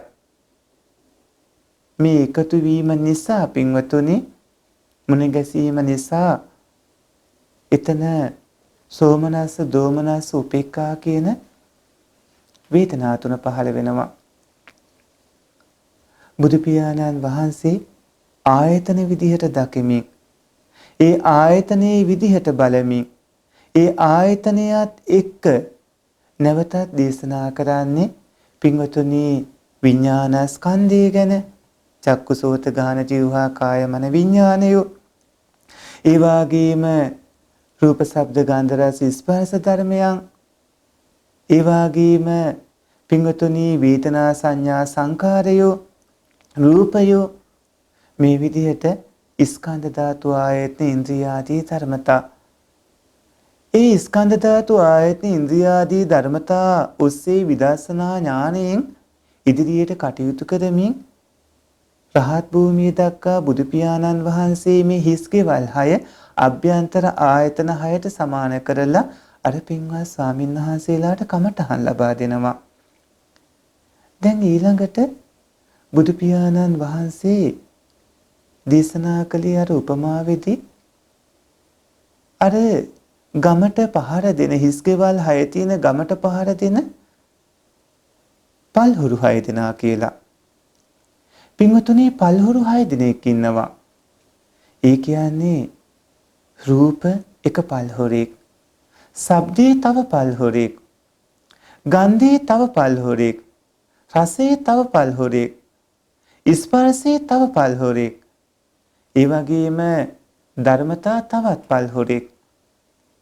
ඕන වෙලාවක ඔබට පහර දෙන්න පුළුවන් පින්වතුනි පල්හුරු 6 දෙනා තමයි රූප, ශබ්ද, ගන්ධ, රස, ස්පර්ශ, ධම්ම කියලා කියන බාහිර ආයතන. ඔය ඇත්තන්ගේ චක්කු විඥාන, සෝත ගාන, જીවහා, කාය මන විඥානයන්ගෙන් රූප, ශබ්ද, ගන්ධ, රස, ස්පර්ශ කියන අරමුණු දැනීම වෙනකොටම එතන ඒ අරමුණු දැනීම වෙන්නේ විඥානේ නම් පින්වත්නි අරමුණේ හැපීම වෙන්නේ පස්සේ නම් ඒ පස්සේ දැනීම බාහිර රූප ඡායා, ශබ්ද ඡායා ආදී කවුණු පින්වතුනි තුනේ එකතුව නිසා ඇති වෙනවා සෝමනස්ස, දෝමනස්ස, උපේක්ඛා කියන වේදනාවන්. ඒ සෝමනස්ස, දෝමනස්ස, උපේක්ඛා වේදනාවන් නිසා තමයි තණ්හාව ඇති වෙන්නේ. ඒ තණ්හාව නිසා පින්වත්නි උපාදානය ඇති වෙනවා. කාමූපදානය ඇති වෙනවා. ditthූපදානය ඇති වෙනවා. සීලබ්බතූපදානය ඇති වෙනවා. අත්වාදූපදානය ඇති වෙනවා. බුදු පියාණන් වහන්සේ බාහිර ආයතන 6 අරගෙන ඒ බාහිර ආයතනත් එක්ක පින්වතුනි නැවතත් දේශනා කරනවා විඥානස්කන්ධය, සංකාරස්කන්ධය, සංඥාස්කන්ධය, වේදනාස්කන්ධය, රූපස්කන්ධය කියලා මේ ස්කන්ධ ධාතු ආයතන ඉන්ද්‍රියයන් එක්ක විදර්ශනා කමඨහන රහත් භූමිය දක්වාම ඒ බාහිර ආයතන 6 අරගෙන පල්හුරු 6 දෙනා උපමාවට අරගෙන අර පින්වත් ස්වාමීන් වහන්සේලාට කමඨහන කියලා දෙනවා. සත්පුරුෂ පින්වතුනි දැන් ඊළඟට අර පල්හුරා සර්පය 7 දෙනාගෙන් ගැලවෙන්න ඒ කියන්නේ සතර මහා භූත රූප වදකය 5 දෙනාගෙන් ගැලවෙන්න ඒ කියන්නේ රූප වේදනා සංඥා සංකාර විඥාන කියන පංච උපාදානස්කන්ධය මිත්‍ර වදකයාගෙන් ගැලවෙන්න ඒ කියන්නේ නන්දි රාගය ඒ වගේම හිස්කෙවල් 6 තියෙන ගම පහු කරලා එයින් මිදෙමින් අභ්‍යන්තර ආයතන 6 පහර දෙන පල්හුරු 6 දෙනා ඒ කියන්නේ බාහිර ආයතන 6 මේකින් ගැලවෙන්න හිතාගෙන ඉස්සරහට යනකොට මහා ගංගා 4ක් එකතු වෙන තැනකටයි යන්නේ. එතන විවේක ගන්න හදද්දී නැවතත් ලං වෙනවා අර කරුණාවන්ත පුද්ගලයා. ඔබ දැන් හොඳටම දන්නවනේ ඔබේ පසුපස්සේ සර්පයෝ 7 දිනක් පන්නනවයි කියලා. ඔබ හොඳටම දන්නවනේ වදකයෝ 5 දිනක් ඔබේ පස්සේ පන්නනවා කියලා. ඔබ හොඳටම දන්නවනේ මිත්‍ර වදකයෙක් ඒ වගේම පල්ලුරු 6 හිටියා. ඒ ගම්මානේ දැන් මේ මිත්‍ර වදකයා සර්පයෝ වදකයන් 5 දෙනා, පල්හුරු 6 දෙනා ඔබේ පසුපස්සේ පන්නනවා. ඔබ තාමත් ඉන්නේ මෙගොඩ. ඔබ තාම මෙගොඩින් ගැලවිලා නැහැ. ඔබ මෙගොඩින් ගැලවෙන්නට ඕනේ. ඔබ මෙතන ඉන්නවා කියන්නේ නැවතත් ඔවුන්ට හසු වෙලා අනිවාර්යෙන් විනාශ වෙන. ඔබ දැනගත්තට තේරුමක් නැහැ. ඔබට දැන් පරිසරයේ තියෙන ඔබ දැන් දන්නවා. හැබැයි ඔබ තාම මෙතනින් දැනගත්තා කියලා ගැලවිලා නැහැ. ගැලවෙන්න නම් ඔබට මේ ගංගා හතර තරණය කරන්න වෙනවා. පින්වත්නි, ඒ කියන්නේ ඔය ඇත්ත අවිද්‍යාව කියන්නේ මොකක්ද කියලා දැනගන්නට ඕනේ. සංකාර කියන්නේ අවිද්‍යාව කියන්නේ චතුරාර්ය සත්‍ය නොදන්නාකම. ස්කන්ධ ධාතු ආයතන ආදී පූර්වාන්ත අපරාන්ත පූර්වාපරාන්තය පටිසම්පාදා නොදන්නාකම. සංකාර කිව්වා පුඤ්ඤාපි සංකාර අපුඤ්ඤාපි සංකාර අනෙන්ජාපි සංකාර. විඥාන ප්‍රතිසන්දි විඥාන නාම රූප සලආයතන පස්ස වේදනා තණ්හා කාමූපදාන ditthූපදාන සීලබ්බතූපදාන අත්වාදූපදානියෝ කර්ම භව උප්පත්ති භව ජාති ජරා මරණ කියන මේ අංග 12 දැනගත්තත් ස්කන්ධ පංචස්කන්ධය ගැන දැනගත්තට ධාතු ආයතන ඉන්ද්‍රියයන් දැනගත්තට පින්වත්නි අභ්‍යන්තර බාහිර ආයතන ස්වභාවයන් දැනගත්තට ඒ අනුමාන නුවණ තිබුණා කියලා තාම ඔබට ප්‍රත්‍යක්ෂ වෙලා නැහැ. අවබෝධ කරගන්නට ඕනේ. නැවතත් මෙගොඩට නොයන විදිහටම ඔබව පත් කරගන්නට ඕනේ. පින්වත්නි මෙගොඩ කියලා කියන්නේ සංසාරයට නමක්. තවමත් මේ දැනුම ලබා ගත්තට සසරේ ස්වභාවයේ තේරුම් ගත්තට සසරින් ගැලවෙන්න පුළුවන්කම ලැබිලා නැහැ. තවම ඉන්නේ මෙගොඩ ඉන්නේ. මෙගොඩ ඉඳිමින් මෙගොඩ තියෙන දේවල් වලින්ම තමයි එගොඩ වෙන්නට ක්‍රමය හදාගන්න වෙන්නේ. දැන් මේ ඉන්න තැන තියෙන දේවල්මයි පාවිච්චි කරන්න වෙන්නේ. මෙගොඩින් එගොඩට යන්න වෙනවා. එගොඩට යන්න නම් පින්වත්නි පවුරක් හදාන්න වෙනවා. ඒකට දවස් ගාණක් ගන්න බෑ. නැව් හොය හොය ඉන්න, බෝට්ටු හොය හොය ඉන්න පුළුවන් කමක් නැහැ. කාලේ නැහැ. කාලේ නැති හින්දා ඉක්මන් කරන්න වෙනවා. පින්වත්නි ජීවිතේ කොයි වෙලාවෙ නැති වෙයිද දන්නේ නැහැ. හරිම අවිනිශ්චිතයි. ඕන වෙලාවක ආයුක්කේ මානයකට, කම්මක්කේ මානයකට, උභයක්කේ මානයකට, උපච්ඡේදක මානයකට ඔබට මුහුණ දෙන්න පුළුවන්. ඔබට මුහුණ දෙන්න සිද්ධ වෙනවා. පින්වත්නි කාලේ නැහැ. ඒ නිසා ඉක්මන් කරන්න වෙනවා. අර කරුණාවන්ත පුද්ගලයා කිව්ව කවුන තීරුම් අරගෙන මේ පල්හොරා මොකද කරන්නේ? වටපිටාව බලනකොට දැක්කා වැල් තියෙනවා.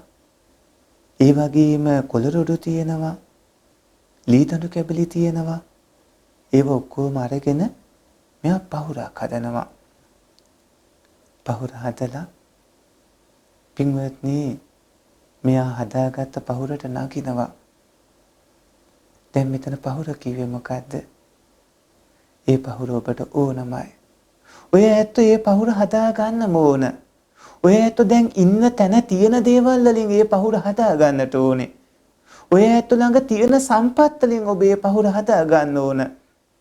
පින්වත්නි මේ සංසාරේ සැලසලමින් ඉන්න ඔබ දැන් ඉන්න ඔය මනුස්ස ජීවිතේ විවාහ වෙලා නම් විවාහ ජීවිතේ, පැවිදි වෙලා නම් පැවිදි ජීවිතේ ඔබ දැන් ඔය ඉන්න මට්ටම තුල ඉඳිමින් පින්වත්නි හදා ගන්න ඒ පහුර. ඒ පහුර කියන්නේ ආර්ය අෂ්ටාංගික මාර්ගයට නමක්.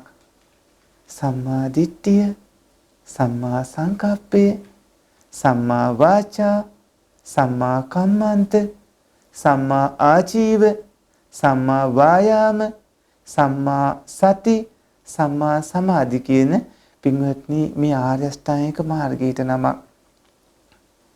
සම්මා සම්බුදු මෑණියන් වහන්සේ පහුර කියලා දේශනා කරමින් අර පින්වත් ස්වාමීන් වහන්සේලාට මධ්‍යම ප්‍රතිපදාව නිවන් දකින්න තියෙන මාර්ගයේ ඔබ පිළිපදින්න ඕන එකම ගමන් මඟ, එකම ප්‍රතිපදාව දේශනා කළා.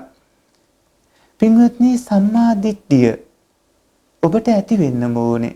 සම්මා දිට්ඨිය කියලා කියන්නේ ඔය ඇත්තන්ගේ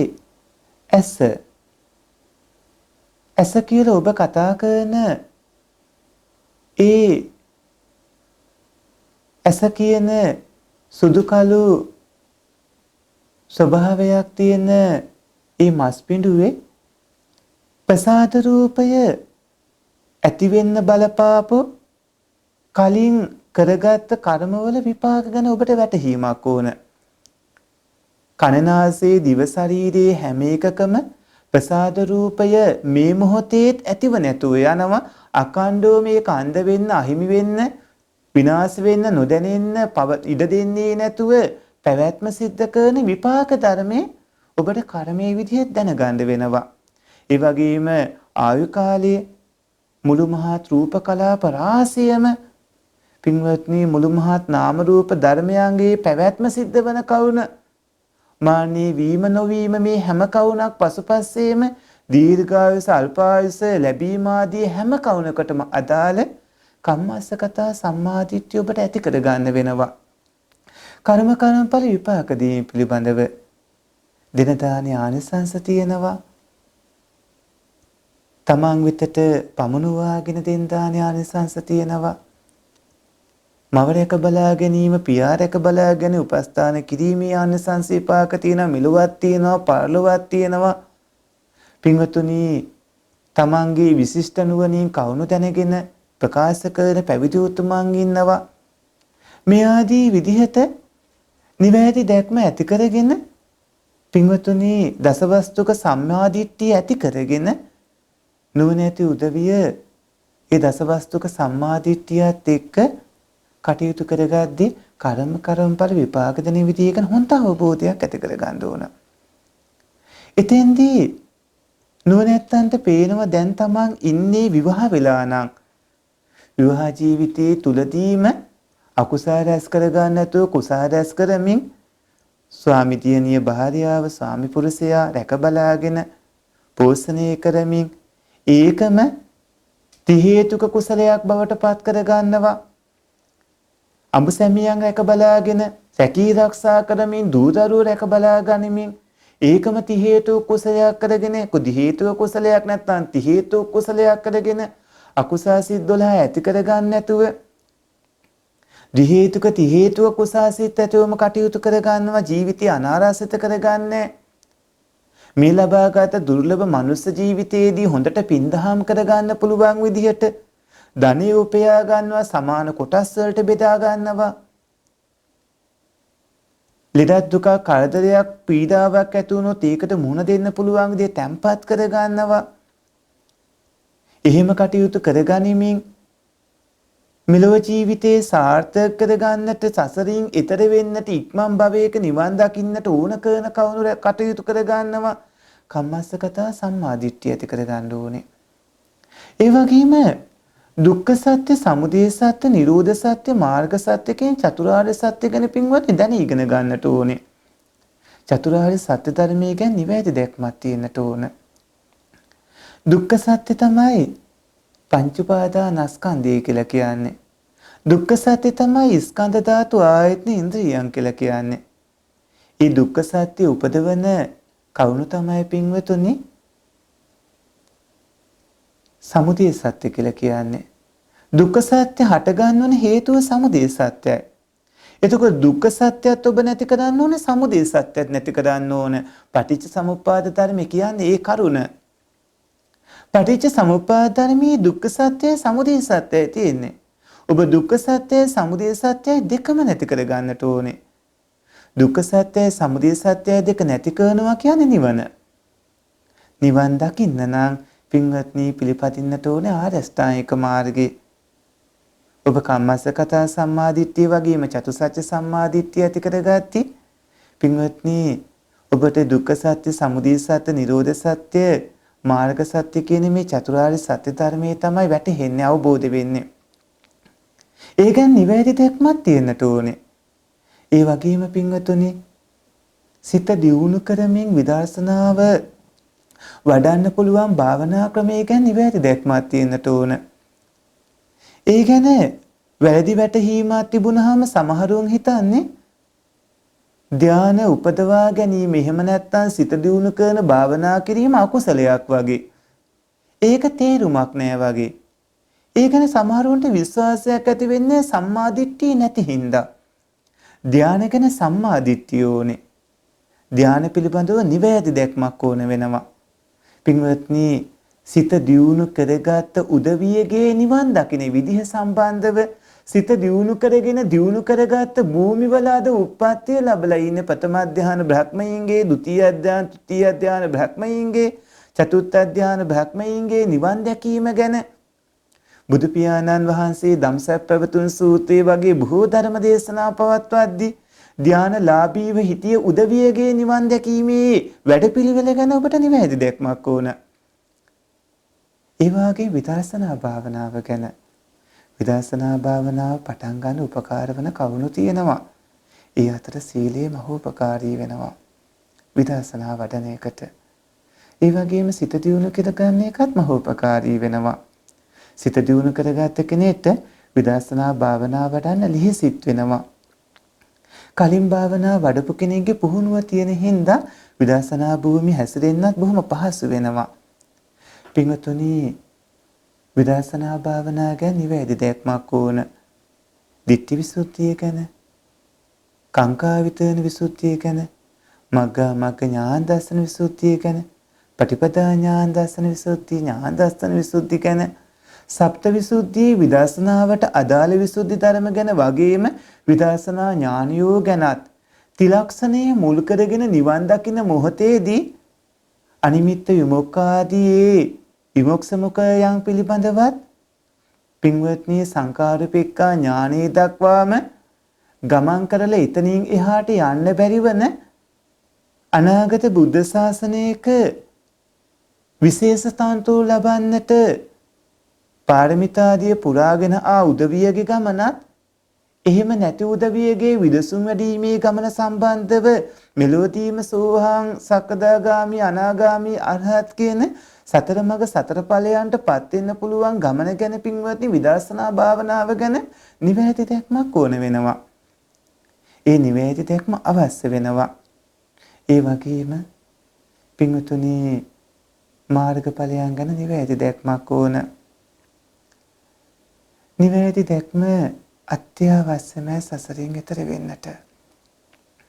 නිවැරදි දැක්ම කියන සම්මාදිට්ඨිය ඇති කරගන්න නම් පරතෝගෝසෙයි කියන ධර්මයේ ඇහුම්කන් දෙන්නට ඕනේ. ධර්මයේ ඇහුම්කන් දුන්නොත් තමයි පරතෝගෝසෙ ඇති කරගන්න පුළුවන්කම ලැබෙන්නේ. පින්වතුනි, ධර්මයේ දන්නා පින්වතුන්ගෙන් ධර්මයේ ඇහුම්කන් දෙන්නට ඕනේ. කොයි මොහොතකවත් ඔය ඇත්තෝ සූත්‍ර විනය අභිධර්මයේ කියන ත්‍රිපිටකයම නැතුව පිටක දෙකක් හෝ එක පිටකයක් හෝ ත්‍රිපිටකේ නැතුව තවත් වෙනත් පුද්ගලයෙක් හෝ සරණ යාමක් වගේ තෝරා ගැනීමක් කරන්නම හොඳ නැහැ. ඔබ අසරණ වෙනවා, අනාථ වෙනවා, නරකාදී උප්පත්ති ලැබමින් දුක් විඳින්න යන භව ගමනක ලොකු පැටලිලි ගොඩක් හදා ගන්නවා. සද්ධර්ම ප්‍රතිරූපක සරණ යන්නම එපා. පුද්ගලයෝ සරණ යන්නම එපා. තුනුරුවන්ම සරණ යන්නට ඕනේ. තුනුරුවන් සරණ යන ගමනට පින්වතුනි ඔබට ධර්මයේ ඉගෙන ගන්න වෙනවා. ස්කන්ධ ගැන දන්නේ නැත්නම්, ධාතු ආයතන ඉන්ද්‍රියාදී ගැන දන්නේ නැත්නම් ඔය ඇත්තු ස්කන්ධ ධාතු ආයතන ඉන්ද්‍රියාදී විමසා බලමින් සංසාර චක්‍රයේ තීරුම් අරගෙන දුක්ඛ සත්‍යයි සමුදය සත්‍යයි කොහොමද නැසන්නේ? ඒ නිසා ධර්මයේ ඒ අත්‍යවශ්‍ය කවුණු ඉගෙන ගන්න ඕනේ. ඒකට ත්‍රිපිටක දැනුම ඔබට යම් මට්ටමකට ඔබේ භාවනාවට මඟපල් ලබන ගමනට උපකාර වන පමණට තියෙන්නට ඕනේ. මුළු ත්‍රිපිටකයම කටපාඩම් කරන්න අවශ්‍ය නැහැ මාර්ගඵල ලබන්න. සසරින් එතර වෙන්න මුළු ත්‍රිපිටකයම කටපාඩම් කරන්න ඕනේ නැහැ. නමුත් පින්වත්නි, සූත්‍ර විනය අභිධර්මයේ සහ අටුවා ටීකාදී තියෙන කාරණා නිරවුල්ව නිවැරදිව ඔබේ කමඨහන බවට පත් කරගන්න ඕන කරන දැනුම අවශ්‍ය වෙනවා. වැරදි දැනුමක් නැතුව, වැරදි තැනකින් අල්ලගන්න නැතුව ත්‍රිපිටක අටුවා ටීකාදියත් එක්ක නිවැරදි මඟ තේරුම් ගන්නට පරතෝගෝසෙයි කියන්නේ ඇහුම්කන් දීම අවශ්‍යයි. සම්මා දිට්ඨිය ඇති කරගන්න. ඇහුම්කන් දුන්නට මදි. ඇහුම්කන් දීලා දැන ඉගෙන ගත්ත ස්කන්ධ ධාතු ආයතන ඉන්ද්‍රියයන් ගැන ඔයත් තවදුරටත් විමසන්නට ඕනේ. ඒ ධර්මතා ගැන උපාය මනසකාරය කියන යෝනිසෝ මනසකාරයේ පවත්වාගෙන කටයුතු කරන්න ඕනේ. පින්වත්නි, යෝනිසෝ මනසිකාරයෙන් කටයුතු කරන්න ඕන. අර ඉගෙනගත් ධර්මතාවයන්ගේ ස්වභාවයේ තීරුම් ගන්න ඕනේ. මේ ධර්මතා හටගන්නේ මෙහෙම, ඒ ධර්මතා නැති වෙන්නේ මෙහෙම. ධර්මතා හටගන්න විදිහත් ධර්මතා නැතිවන විදිහත් ධර්මතාවයන්ගේ ආවිසත් ඒ අනිත්‍ය දුක්ඛ අනාත්ම කියන ත්‍රිලක්ෂණයන් එක්ක බලන්නට ඕනේ. ආර්ය අෂ්ටාංගික මාර්ගය හරියට ඉර උදාව නම් ඉර උදාවට කලින් පින්වත්නි නැගෙනහිර අහසේ මතුවන ආලෝකයේ වගේ තමයි යෝනිසෝ මනසිකාරය කියන්නේ. යෝනිසෝ මනසිකාරය ඇති කරගන්න අවශ්‍ය වෙන්නේ ධර්මයේ ඇහුම්කන් දීම, ධර්ම ශ්‍රවණය කිරීම. ධර්ම ශ්‍රවණය කිරීමෙන් පින්වත්නි ඒ ධර්මයේ ඇහුම්කන් දීමෙන් ඒ ධර්මතාවයන්හි උපත විනාශයේ ඒ ස්වභාවය උපාය මනසිකාරයෙන් විමසා බලමින් කටයුතු කරන උදවිය පින්වත්නි දැන් ටිකට කලින් කිව්ව කර්මඵල විපාක දීම චතුරාර්ය සත්‍ය ධර්මයේ ධාන මේ මාර්ගඵලයන් ඒ වගේම සමත විදර්ශනා භාවනාවන් ගැන නිවැරදි දැක්මක් ඇති කර ගන්න ඕනේ. ඒ නිවැරදි දැක්මක් ඇති කර ගන්න උදවිය නිරන්තරයෙන්ම තමන්ගේ චිත්තසංතානය පින්වත්නි සම්මා සංකප්පයක නිවැරදි කල්පනාවන්ගෙන් පුරවා ගන්නට ඕනේ. ජීවත් වෙනකොට හැම මොහොතකම අපිට ඇතිවන ජවන්සිත වලට විපාකයක් තියෙනවා. ජීවත් වෙනකොට පින්වත්නි හැම මොහොතකම අපි ඇති කරගන්න ජවන්සිත වලට විපාක ඇති වෙනවා. ජවන්සිත ගැන තේරුම් ගන්නට අතීත භවංග, භවංග චලන, භවංග උපච්ඡේද, පංචද්වාරා වචන, මනෝද්වාරා වචනය, චක්කු විඥාන, සෝත විඥාන, ගාහන විඥාන, જીවහා විඥාන, කාය විඥානය, මනෝ විඥානය. ඒ වගේම පින්වත්නි සම්පටිච්ඡන සම්තීන වොත්තපන ජවන්සිත අත මේ ආදී විදිහට ඔය ඇත්තෝ චිත්ත වීති ගැන යම් වැටහීමක් තියා ගැනීම හොඳයි. පින්වත්නි චිත්ත වීතිත් ඔබ යම් මට්ටමකට දැනගෙන යම් පමණකින් තීරුම් අරගෙන සිටීම ඔබට සම්මා සංකප්පයේ වටිනාකම තීරුම් ගන්නත් මහෝපකාරී වෙනවා. මේ හැම කවුනකටම මහෝපකාරී වෙනවා. නික්කාම සංකප්ප කියන්නේ කාමයන්ගෙන් වෙන්වීමේ කල්පනාවට නමක්. අව්‍යාපාද සංකප්ප කියන්නේ කේන්තියෙන් තරහ යෑම වලින් වෙන්වීමට නමක්. ඒ වගේම අවිහිංසා සංකප්ප කියන්නේ හිංසාවන්ගෙන් වෙන්වන කරුණාවට නමක්. ඔබේ චිත්තසංතතිය නිතරම නික්කම්ම අව්‍යාපාද අවිහිංසා කියන සංකල්පනාවන්ගෙන් පුරවා ගන්න. පින්වත්නි ඊළඟට කියවින සීලේ මේ ප්‍රඥා ස්කන්ධය කියුනේ. ඊට පස්සේ සීල ස්කන්ධය. ඒ කියන්නේ සම්මා වාචා බුදු කීමෙන් වැළකීම, කීලාම් කීමෙන් වැළකීම, සරපවස වචන කතා කිරීමෙන් වැළකීම, හිස් වචන කතා කිරීමෙන් වැළකීම කියන පින්වත්නි මුසාවාදා, පිසුනා වාචා, පරුසා වාචා, සම්පප්පලාපා කියන මේ කරුණු හතර. ඒ කියන්නේ සීලයේ කියවන පින්වතුනි කරුණු හතර ඔය ඇත්ත පිළිපදින්නට ඕනේ. ඒ වගේම වළකින්නට ඕනේ. සම්මා කම්මන්ත කියන්නේ නිවැරදි ක්‍රියා තුනට නම. මේක හරියට දන්නේ නැති උදවිය නිවැරදි රැකියාව විදියට හිතන්නේ, නිවැරදි කර්මාන්ත විදියට ගන්න මේ සම්මා කම්මන්ත කියලා. ඒක සම්පූර්ණ වැරදි කතාවක්. ඒක මුසාවක්. සම්මා කම්මන්තය කියන්නේ නිවැරදි ක්‍රියා තුනට නමක්. සතුන් මැරීම වැරදි ක්‍රියාවක්. සොරකම් කිරීම වැරදි ක්‍රියාවක්. කාමයේ වර්ධව හැසිරීම වැරදි ක්‍රියාවක්.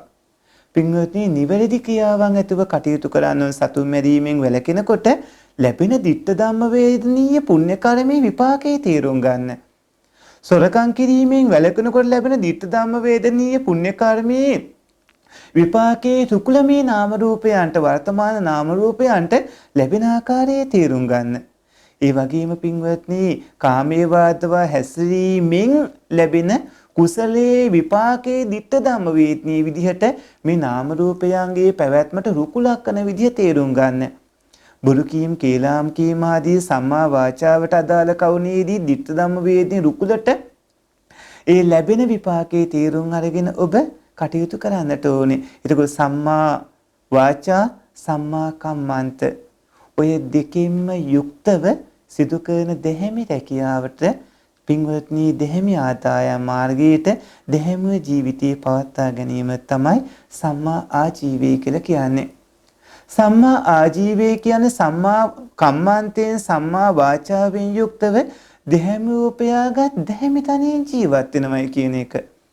දෙහිමි උපයාගත් දෙහිමි තනියෙන් ජීවත් වෙන්නට ඕනේ.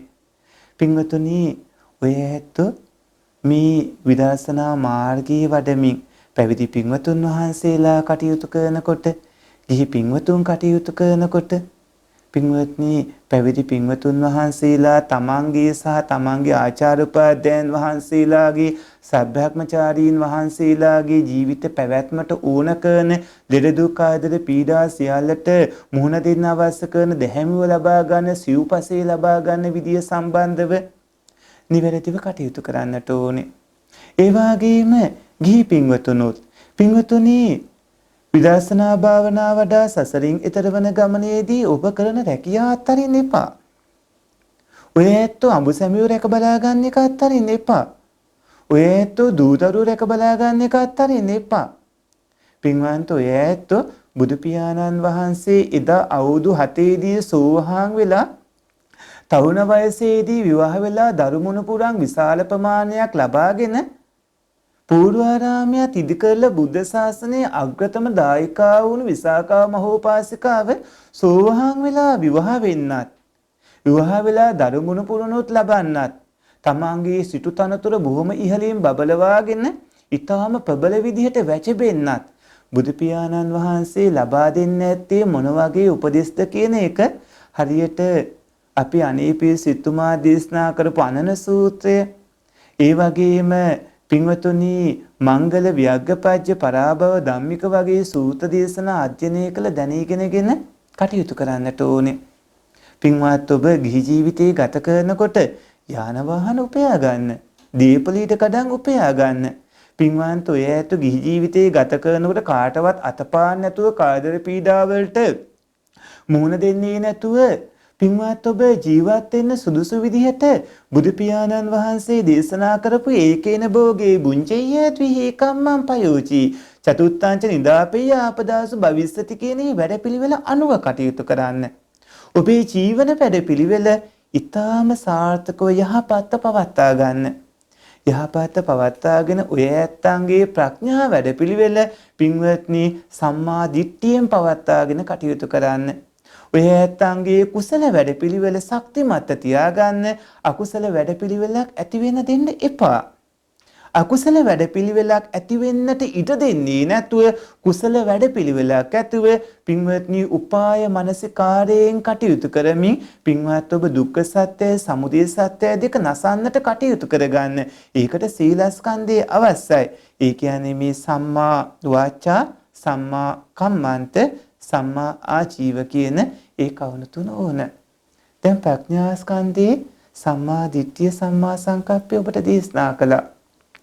ඒ වගේම සීල ස්කන්ධයේ සම්මා වාචා කම්මන්ත ආජීවත් දේශනා කළා. පින්වතුනි ඊට පස්සේ සමාධි ස්කන්ධේ සමාධිය ගැන නිවැරදි දැක්මක් ඇති කරගන්න. සමාධිය ගැන ඔබට වැරදි අදහසක් ඇති කරගන්න එපා. පින්වන්ත ඔබ සූත්‍ර පිටකය, විනය පිටකය, අභිධර්ම පිටකය, ත්‍රිපිටකය මනවින් විස්තර කරලා තියෙන ඒ අටුවා ටීකාදිය දන්නා බහුසුත ධර්මතර කල්යාණ මිත්‍ර පින්වත් ස්වාමීන් වහන්සේලා ඇසුරු කරන්න. ඒ කල්යාණ මිත්‍රයන් වහන්සේලා සමීපව ඇසුරු කරන්න. ත්‍රිපිටකේ පිළිගන්නේ නැති උදවියගේ ආශ්‍රයෙන් ඔබ ඉවත් වෙන්න. විශේෂයෙන්ම අභිධර්ම පිටකේ අත්‍යවශ්‍යයි මේ ගමනට.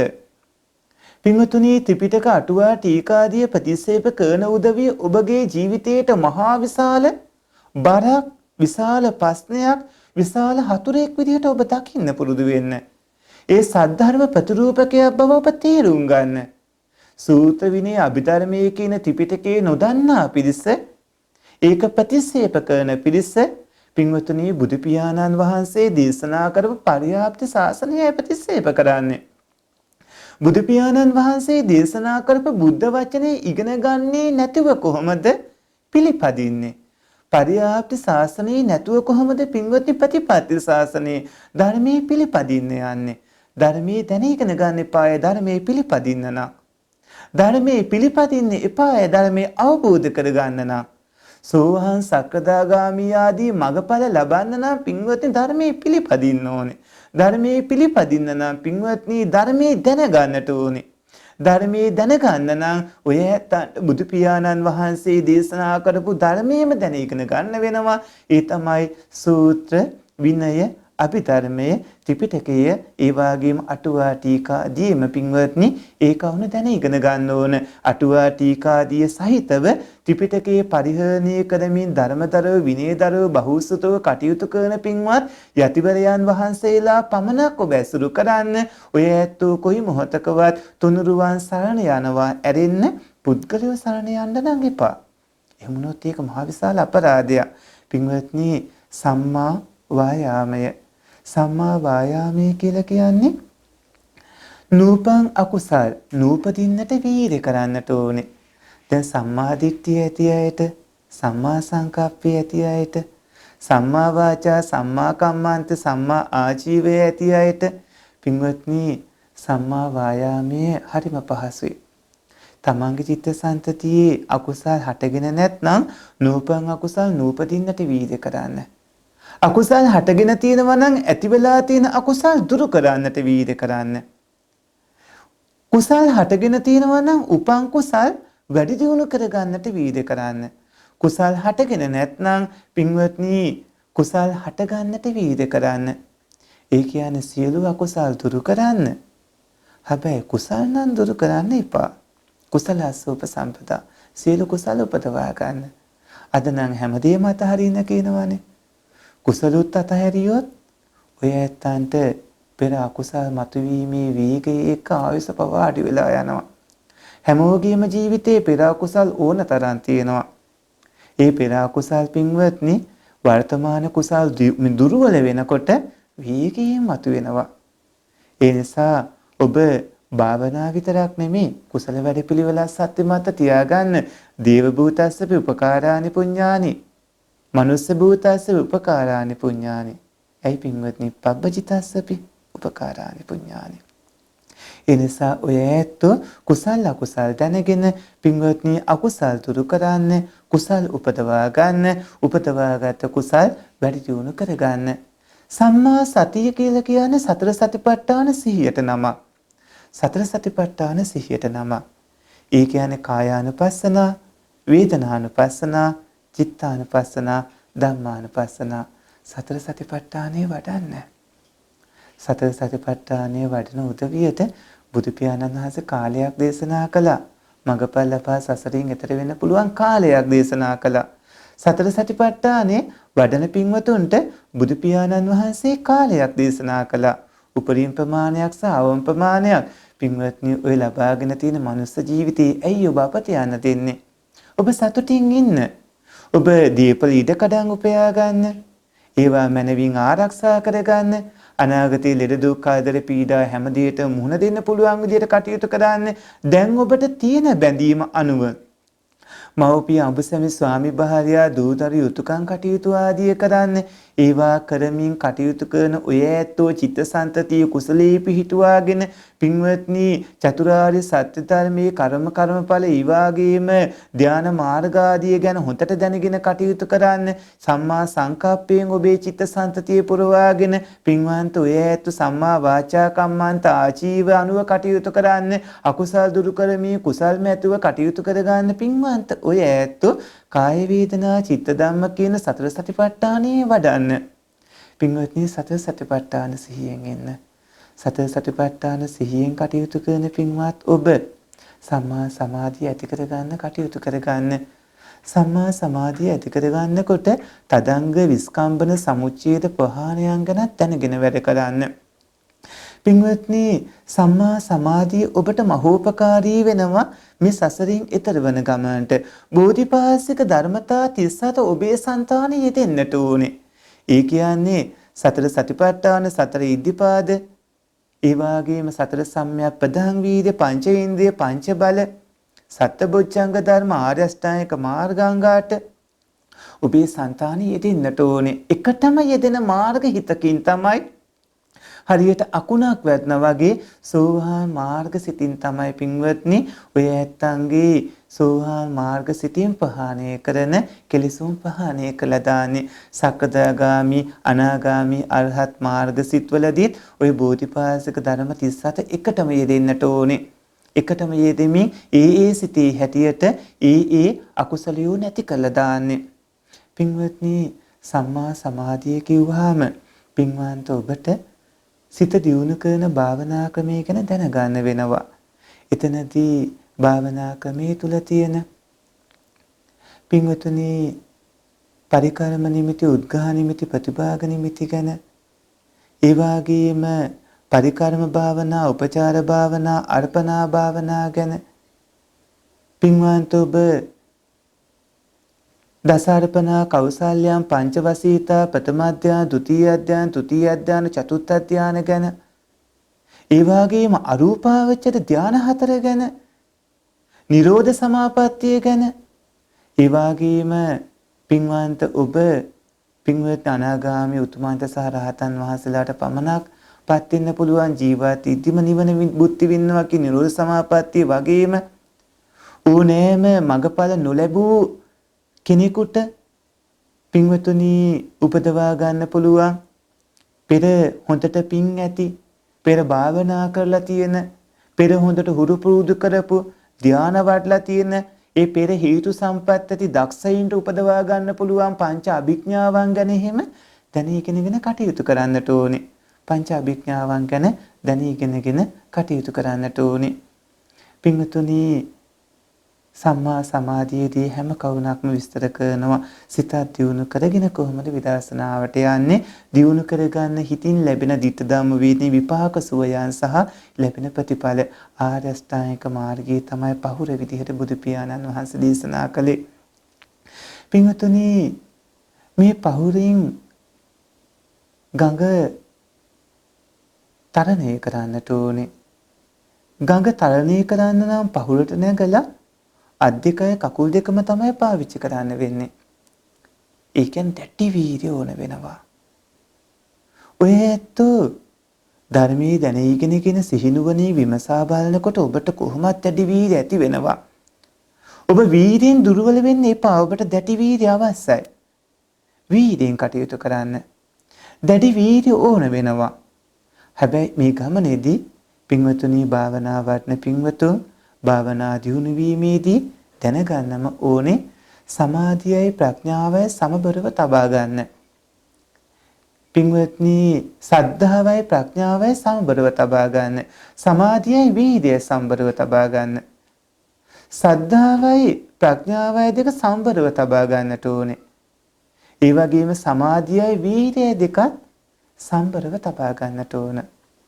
ඇයි එහෙම සමබර කරගන්න ඕන කියන කවුන භාවනා කමඨාන් වලදීම දැනගන්න පුළුවනි. පින්වතුනි මේ පහුරෙන් එගොඩ වෙලා පළවෙනි සේම භූමියට පය තිබ්බහම එතන ඉඳන් මෙගොඩ බලද්දි අර භාවනා කරපු පුද්ගලයා නැත්තම් අර පල්හොරා විදියට අපි කිව්ව ඒ තැනැත්තට පේන්නේ රජතුමාගේ සීමාවට සීමාවේ කෙළවරට ඇවිල්ලා එතනින් මෙගොඩ එන්නට හැකියාවක් නැති රජතුමාගේ රාජධානියේ බලයේ තියෙන සීමාවේ මායිමට ඇවිල්ලා නැවත රජතුමාටත් මුහුණ දෙන්න බැරි තමන් ළඟටත් එන්න බැරි මෙගොඩට එකතු වුණු සර්පයෝ 4 දෙනා වදකයෝ 5 දෙනා මිත්‍ර වදකයා පල්හොරු ඔවුන් එතනදිම විනාශ වෙලා යනවා. ඔවුන්ගේ පැවැත්ම එතනින්ම අවසන් වෙනවා. ඔවුන්ගේ පැවැත්ම එතකින්ම නිමාවටපත් වෙනවා. දකින්නවා මෙතෙන්දිම ඒකට සර්පයෝ 4 දෙනා ඉන්නවා. වදකයෝ 5 දෙනා මිත්‍ර වදකයා ඒ වගේම පල්හුරු 6 දෙනා ඉන්නවා. අනේ මම ඒකෙන් ගැලවුණා නේද? පින්වත්නි අපාය ගමනීය ශක්තිය නැති කරලා දානවා සෝහාන් මාර්ගඵලයෙන්. පළවෙනි සේම භූමිය කියලා කිව්වේ සෝහාන් මාර්ගඵලයට නමක්. සෝවාන් උත්තමයාට නමක් තමයි මේ පළවෙනි සේම භූමිය කිව්වේ. පළවෙනි සේම භූමියට පැමිණි උදවිය නැවත කවදාවත් අපාගාමී වෙන්නේ නැහැ. එතනදී සත්තක්කතු පරම උත්තමයා, ඒ වගේම කෝලංකෝල සෝවාන් උත්තමයා, ඒක බීජී සෝවාන් උත්තමයා කියන සුස්ක විදාසක සෝවාන් උත්තමයෝ, ඒ කියන්නේ මනුස්ස භූමියේ දිව්‍ය භූමි හයිත් කියන කාම සුගති හතේ සැදසන සුස්ක විදාසක සෝවාන් උත්තමයෝ ගැන ඔය ඇත්තන්ට නිවැරදි දැක්මක් ඕන වෙනවා. ඒ වගේම පින්වත්නි සමතයානික සෝවාන් උත්තමයෝ, රූපාවචර අරූපාවචර භූමි වලට පවාපත් වෙන්න පුළුවන් සෝහාන් සිත දියුණු කරගත්ත උත්තමයින්ගේ ඒ වැඩපිළිවෙල ගැනත් ඔය ඇත්තන්ට නිවැරදි වැටහීමක් ඕන වෙනවා. අද කාලේ ඒ පිළිබඳව බොහෝ වැරදි අදහස් තියෙන්නේ ත්‍රිපිටක අටුවා ටීකාදී නොදන්නාකමට. ඔය ඇත්තෝ පින්වත්නි සිත දියුණු කරගෙන සෝහාන් වන සමතයානික ඉන්ගේ සිත දියුණු කරගා සිතක් ඇතුව සෝහාන් ලැබූ තුමන්ගේ පින්වත්නි සෝහාන් මාර්ගයත් සිත දියුණු කරගන්නේ නැතුව ප්‍රඥාව දියුණු කර ගැනීම නිසා සුස්ක විදාසකෙක් විදියට ඒක බීජී කෝලංකෝල සත්තක්කත්තු පරමවන සෝහාන් උත්තමයින්ගේ ඒ සෝහාන් මාර්ගය ගැන හොඳ වැටහීමක් ඇති කර ගන්න. පින්වත්නි සෝහාන් වෙන්නටම ඕන. සෝහාන් භූමියටපත් වුණා කියන්නේ අනිවාර්යයෙන්ම සසරින් ඈතර වෙනවාමයි. සෝහාන් මාර්ගයට සෝහාන් මාර්ගඵලයට පත් නොවන තාක් කාලයක් මේ සසර අතිශයින්ම භයානකයි. සත්පුරුෂ පින්වතුනි, ඊළඟට දෙවෙනි ගඟත් තරණය කරනවා. දැන් මේ පළවෙනි ගඟ, දෙවෙනි ගඟ, තුන්වෙනි ගඟ, හතරවෙනි ගඟ, මෙතන ඕගය කියලා කියන්නේ ඊටාම වේගවත් සැඩ පහරට නමක්. එතකොට ඕගය කියන්නේ සැඩ පහරට නමක්. මෙතන ඕග හතරක් තියෙනවා. කාමෝගය, භවෝගය, දිට්ඨෝගය, අවිච්ඡෝගය කියලා. කාම භව දිට්ඨි අවිච්ඡා. එතකොට කාම භව දිට්ඨි අවිච්ඡා කියන පින්වත්නි ඉතා භයානක සැඩ පහරවල් හතරක් තමයි මේ හතර. ඊටාම භයානක කාම භව දිට්ඨි අවිච්ඡා කියන සැඩ පහරවල් හතර තියෙන මේ ගංගා හතර තරණය කරන්නම ඕන. මේ ඊටාම සැඩ පහරවල් නැත්තම් මේ කාමෝගේ භවෝගේ දිට්ඨෝගේ අවිච්ඡෝගේ කියන මේ සැඩ පහරවල් තරණය කරන්නට පුළුවන්කම ලැබෙන්නේ ආරස්ථායක මාර්ගය කියන පහුරින්ම පමණයි. වෙනත් මාර්ගයක් නෑ මේ සැඩ පහරවල් වලින් එගොඩ වෙන්නට. දෙවෙනි සේම භූමියටපත් වෙන්නේ පින්වතුනි ඒ උත්තමයා සක්‍රදාගාමි මාර්ගඵලයටපත් වුණා. දෙවෙනි සේම භූමිය කියන්නේ සක්‍රදාගාමි භූමිය. දෙවෙනි සේම භූමියටපත් වෙන්නේ තාජස්ථායක මාර්ගය අනුගමනය කරමින්. තුන්වෙනි ගඟ තරණය කළ තුන්වෙනි සේම භූමිය කියන්නේ අනාගාමි උත්තමයන් වහන්සේ. ඒ කියන්නේ සක්කාය දිට්ඨි විචිකිච්ඡා සීලබ්බත පරාමාස සංයෝජන නසනවා සෝහාන් මාර්ග ඥානීය මාර්ගඵලයේ. සක්‍රදාගාමි වෙනකොට පින්වතුනි එයා කාමරාග පටිගය තුනී කරනවා. අනාගාමි වෙනකන ආගාමි නැවත පැමිණෙන්නේ නැහැ කාම භූමියට. කාමරාග පටිගය නැත්තටම නැති කරනවා. දැන් අනාගාමී උත්තමයෝ අනාගාමි වෙලා මනුස්ස භූමියෙන් රහත් වෙන්න නොහැකිව චුත වුණොත් අවිය අතප්ප සුදස්ස සුදස්සී අකනිට්ට කියන මේ සුද්ධාවාසයේ පහින් එක තැනක තමයි උප්පත්තිය ලබන්නේ. අනාගාමි නොවි පින්වතුනි හිටියොත් එයාට සුද්ධාවාසයකට යන්න බෑ. ඒ කියන්නේ දෙවන සීම භූමිය, ඒ කියන්නේ සක්‍රදාගාමි කාම භූමියමයි ඉන්නේ. සක්‍රදාගාමි නොවි හිටියොත් පින්වත්නි සෝවහාන් වෙලා, ඒ කියන්නේ එයා කාම භූමියමයි ඉන්නේ. අනාගාමී උත්තමයෝ නැවත කාම භූමියට පැමිණෙන්නේ නැහැ. අනාගාමීව ඉදිචුත වුණොත් උප්පත්තිය ලබන්නේ පින්වත්නි සුද්ධාවාස බ්‍රහ්ම ලෝක පහෙන් එකක. මේ තුන්වෙනි ගඟ තරණය කළාට පස්සේ හතරවෙනි සේම භූමියට පැමිණෙන්නේ කියන බ්‍රාහ්මණයෙක් වෙනවා. හතරවෙනි සේම භූමිය කියන්නේ රූප රාග අරූප රාග මාන උද්දච්ච අවිචාවනොත් නැසන පින්වතුනි රහතන් වහන්සේ නමක් වෙනවා. රූප රාග අරූප රාග මාන උද්දච්ච අවිචාව නැහැ. රූප රාග අරූප රාග මාන උද්දච්ච අවිචාවෝ නැහැ කියලා කියන්නේ පින්වත්නි ජීවත් ඉදිම නිවන් දැක්කා කියන එක. සෝපාදිශේෂ අනුපාදිශේෂ නිර්වාණ ධාතු දැනගන්න සසර ගමනීය ශක්තිය නැති කරනවා. සියලු කෙලෙසුන් චිත්තසංතතිය නැත්තටම නැති කරනවා.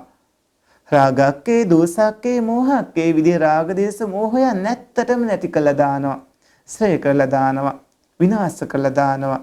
පින්වත්නි ජීවත් ඉන්නකොටම රහතන් වහන්සේ සියලු කෙලෙසුන් නැසුවා කියලා කියන්නේ උන්වහන්සේට ඇතිවෙන්නේ ක්‍රියාසිත පමණයි. පීනුවම් පානකොට වර්තමානයේ ඉතුරුණු ස්කන්ධයොත් නැතුව යනවා. වර්තමානයේදී පවතින ස්කන්ධයන්ගේ පැවැත්ම පැමනක් ඇතිව නැවත කෙලෙසුන් කිසිවක් ඇති නොවන තත්ත්වයටපත් වුණු රහතන් වහන්සේගේ වර්තමාන ස්කන්ධයන්ගේ අවසානයත් පින්වත්නි පීනුවම් පෑමෙන් සිද්ධ වෙනවා. බුදු පියාණන් වහන්සේ මේ විදිහට කමඨහන් කීපයක්ම අර රැස්ස හිටියේ පින්වත් ස්වාමින් වහන්සේලාට දේශනා කරමින් ආශිර්වාදෝපම සූත්‍රය දේශනා කළේ. මේ ආශිර්වාදෝපම සූත්‍රයේදී පින්වතුනි කියවුණු කවුණු නැවතත් මතක් කරගන්න. පින්වන්තෝප රජතුමා කර්මය ඒ වගේම පල්හොරා සංසාරේ සැරසාන අසරණ සතර අපාගත මනුස්ස දිව්‍ය භූමි බ්‍රහ්ම භූමි මේ ත්‍රි භූමිය තුල සැරසාන සියලු සත්වයෝ සාංශාරික සත්වයින් රජතුමා සාංශාරික සත්වයින්ට පවරනවා සර්පයෝ හදා ගන්න ඒ අය රැස් කරගත්ත කර්මහින්ද කර්මයේ නිසා ලැබෙන ප්‍රතිසන්දි විඥානයේ නිසා පින්වතුනි පඨවි ආපෝ තේජෝ වායෝ කියන සතර මහා භූත ධර්මයෝ පහළ වෙනවා. ඒ සතර මහා භූත රූප ධර්ම දැක බලා ගන්නවා කියන එක ලිහිසි දෙයක් නෙමෙයි. ඒ පවරණ කාලයේ ඇවිල්ලා හරියට කර්ම විපාකේ නිසා ප්‍රතිසන්දි විඥානයේ ලැබුණු අවස්ථාව කරුණාවන්ත පුද්ගලයා කියන්නේ බුදු පියාණන් වහන්සේට නමක්. සම්බුදු මෑණියන් වහන්සේ දේශනා කරනවා මේ සතර මහා භූත රූප ගැන පංච උපාදානස්කන්ධ ගැන ස්කන්ධ ධාතු ආයතන ඉන්ද්‍රියයන් ගැන මාර්ගයේ පෙන්නනවා මේ මාර්ගය යන්න කියලා ආර්ය අෂ්ටාංගික මාර්ගයේ දේශනා කරනවා. රාජපුරුෂයන්ගේ ප්‍රමාදයක් සර්පයින්ගේ ප්‍රමාදයක් බලනවා කියන්නේ බුදු පියාණන් වහන්සේගෙන් ධර්මයේ ඉගෙන ගන්නවා. සසරින් ඈතර වෙන්න ඕන කරන මාර්ගයේ දැන ඉගෙන ගන්නවා. දැන ඉගෙනගෙන මේ කෙලෙසුන් නැවත ඇතිවන තත්ත්වයට ඉඩ දෙන්නේ නැතුව සතර මහා භූත පංච උපාදානස්කන්ධ නන්දි රාග අභ්‍යන්තර බාහිර ආයතන ආදී වැඩපිළිවෙල නතර කරන්න පුළුවන් විදිහට භාවනා මාර්ගයේ පටන් ගන්න වෙලාව ඊට පස්සේ වදකියෝ පස් දෙනා පින්වත් ඔබේ ওই රූප වේදනා සංඥා සංකාර විඥානියෝ පින්වත්නි ඔය රූපස්කන්ධය තුල ආත්මයක් විදිහට දෙයක් දකින්න එපා. ඔය වේදනා සංඥා සංකාර විඥානස්කන්ධයන් තුල ආත්මයක් මම විදිහට දෙයක් දකින්න එපා. හැම මොහොතකම ඔය රූප වේදනා සංඥා සංකාර විඥානයෝ විවිධාකාර හේතුන්ගෙන් හටගන්නවා. හටගත්ත ගමන්ම ලක්ෂණේ හැටියට නැතුව යනවා. ඇති වෙනවා නැති වෙද්දිම හේතු තියෙන හින්දා හට ගන්නවා. රූපේ නම් කර්මය සිත උණුසුම ආහාර කියන හේතුන්ගෙන් හටගන්නේ. නාම ධර්ම වලටත් බොහෝ හේතු තියෙනවා. රූපේට නාමේ නැතුවත් බෑ නාමයට රූපේ නැතුවත් බෑ. මේවා කොහොමද එකිනෙකට පත්‍ය වෙන්නේ කියලා පටිච්ච සමුප්පාද ධර්ම ඔස්සේ වගේම ඔබට හේතුපත්‍ය ආරම්මනපත්‍ය අධිපතිපත්‍ය ආදී විදිහට ප ဋ ාණ ධර්ම ඔස්සේ තේරුම් ගන්න පුළුවන්කම ලැබෙනවා. පින්වතුනි මේ පංච උපාදානස්කන්ධය ඒ වගේම මිත්‍රවදකයා නන්දි රාගය ආත්ම සෙනෙහස ඒ වගේම හිස්ගෙවල් 6 ඇස කන නාසය දිව ශරීරයේ සිත රූප ශබ්ද ගන්ධ රස ස්පර්ශ ධම්ම කියලා කියන පල්හුරු 6 දෙනා ගැන ඒ වගේම මෙගොඩ ගැන මෙගොඩ ඉන්නකොට මෙගොඩ තියෙන දේවල් වලින්ම හදාගන්න පහුර මොකක්ද කියලා ඒ පහුර ආර්ය අෂ්ටාංගික මාර්ගය කියලා මෙගොඩ කියන්නේ සංසාරයේ කියලා පහුරෙන් එගොඩ වෙන්නේ ඊටාම සැර වතුර පහරවල් තියෙන ඕගයන් හතරකින් ඒ කාමෝගේ භවෝගේ දිට්ඨෝගේ අවිච්ඡෝගේ කියලා පළවෙනි දූපතට ගොඩ වුණා පළවෙනි දූපත කියන්නේ පින්වතුනි සෝහාන් මාර්ගඵලයයි කියලා ඒකට පහුරට නැගලා දැඩි උත්සාහයක් ගන්න උනා ඒ අවශ්‍ය කරන වීර්ය කියලා ඔබ වීර්ය උපදවා ගන්නට ඕනේ. එතෙන්දී සද්ධාවයි ප්‍රඥාවයි සමව තියෙන ඕන විදිහ ගැන වීර්යයි සමාධියයි සමව තියෙන ඕන විදිහ ගැන ඔබට කිව්වා. පින්වතුනි සකදාගාමී භූමිය දෙවෙනි දූපත තුන්වෙනි දූපත අනාගාමී භූමිය පළවෙනි දූපතට පැමිණියේ නැත්නම් සෝහාන් වුණු උත්තමයින්ගේ සක්කාය දිට්ඨි විචිකිච්ඡා සීලබ්බත පරාමාසයන් නැසෙනවා කියලා කිව්වා. සකදාගාමී උතුමන්ගේ කාමරාග පටිගියෝ තුනී වෙනවා කියලා කිව්වා. අනාගාමී උතුමන්ගේ කාමරාග පටිගියෝ නැති වෙනවා කියලා කිව්වා. අන්තිම භූමිය තමයි පින්වත්නි බ්‍රාහ්මණයෙක් වෙන භූමිය. ඒ කියන්නේ රහතන් වහන්සේ නමක් බවට පත් වෙනවා. රහතන් වහන්සේ නමක් බවට පත් වෙනවයි කියලා කියන්නේ පින්වත්නි රූප රාග අරූප රාග මානෝද්දච්ච විචාර වුණොත් නැත්තටම නැති කරනවයි කියන එක. රූප රාග අරූප රාග මානෝද්දච්ච විචාරොත් නැත්තටම නැති කරනවයි කියන එක. පින්වත්නි ඔබ සසරින් එතර වෙන්න කටයුතු කරන්නට ඕන. ඒ ගමනේදී මෞපිය උපස්ථාන අඹසම යුතුයකම් ආදී ඔබ දැන් ගිහි ජීවිතේ ඉන්නා තැනේ හැටියට කටයුතු තීරුම් අරගෙන පින්වත්නි විදසුන් වඩා සසරින් එතර වෙන්න කටයුතු කරන්න. පැවිදි පින්වතුන් වහන්සේලා නම් පැවිදි ජීවිතේ ඉන්නා තත්ත්වයේ හැටියට කටයුතු තීරුම් අරගෙන පින්වත්නි සසරින් එතර වෙන්නට වග බලා ගන්නට ඕනේ. පින්වත්නි පැවිදි ජීවිතය ගත කරනවා කියන්නේ හරිම සුවදායකයි. මේ ලෝකේ තියෙන සුන්දරම තැන පැවිදි ජීවිතය. දැන් අපි මේ උපමාවේදී කිව්වනේ අර ගම පහරන හොරුන් කණ්ඩායමක් ගැන. සාමාන්‍යයෙන් හොරෙක් හොර කණ්ඩායමක් ගම පහරනකොට කරන වැඩ කටයුතු කීපයක් තියෙනවා. එකක් තමයි ගමට ඇතුල් වෙනකොට වටේම ගිනි තියෙනවා. ගිනි තියෙනකොට ගෙවල් වල ඉන්න උදවිය අතට අහුවන දේවල් අරගෙන ගෙදරින් තමන්ගේ අයත් එක්ක පැනලා යනවා.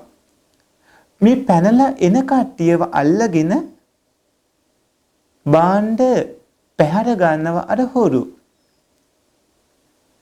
ඒ වගේම මේ පැනලා එන කට්ටියගේ පොඩි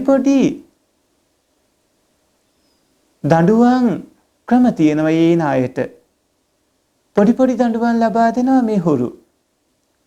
ඒ වගේම හොඳටම පහර දෙන අවස්ථා තියෙනවා. පහර දුන්නාම පන්නේ නැතු එහෙම වැටලා ඉන්නවා ටික වෙලාවක්. ටික වෙලාවක් වැටලා ඉඳලා නැගිටලා යනවා. ඒ නැගිටලා යන ඒ ගම්වැසියන්ව අල්ලගෙන තමන්ගේ හොර ගුහා තියෙන තැන් වලට අරන් ගිහිල්ලා වැඩකාරයෝ කරගෙන දාසයෝ කරගෙන කටයුතු කරගන්නා මේ හොරු. ගමකට පහර දෙද්දී හොරු විහිම කරන දෙයක් වගේ තමයි පින්වතුනි මුලින්ම ගම ගිනි තියනවා වගේ. තමයි ඔබේ චක්කායතනයත් රූපායතනයත් ඒ වගේම චක්කු ප්‍රසාදයක් කියන පින්වත්නි චක්කුංච පටිච්ච රූපේච උප්පජ්ජති චක්කු විඥාන තින්නා සංගති පස්සෝ කියන කරුණ. ඒ වගේම කනනාසේ දිව ශරීරය සිත හැමතැනකම ඔය කරුණ.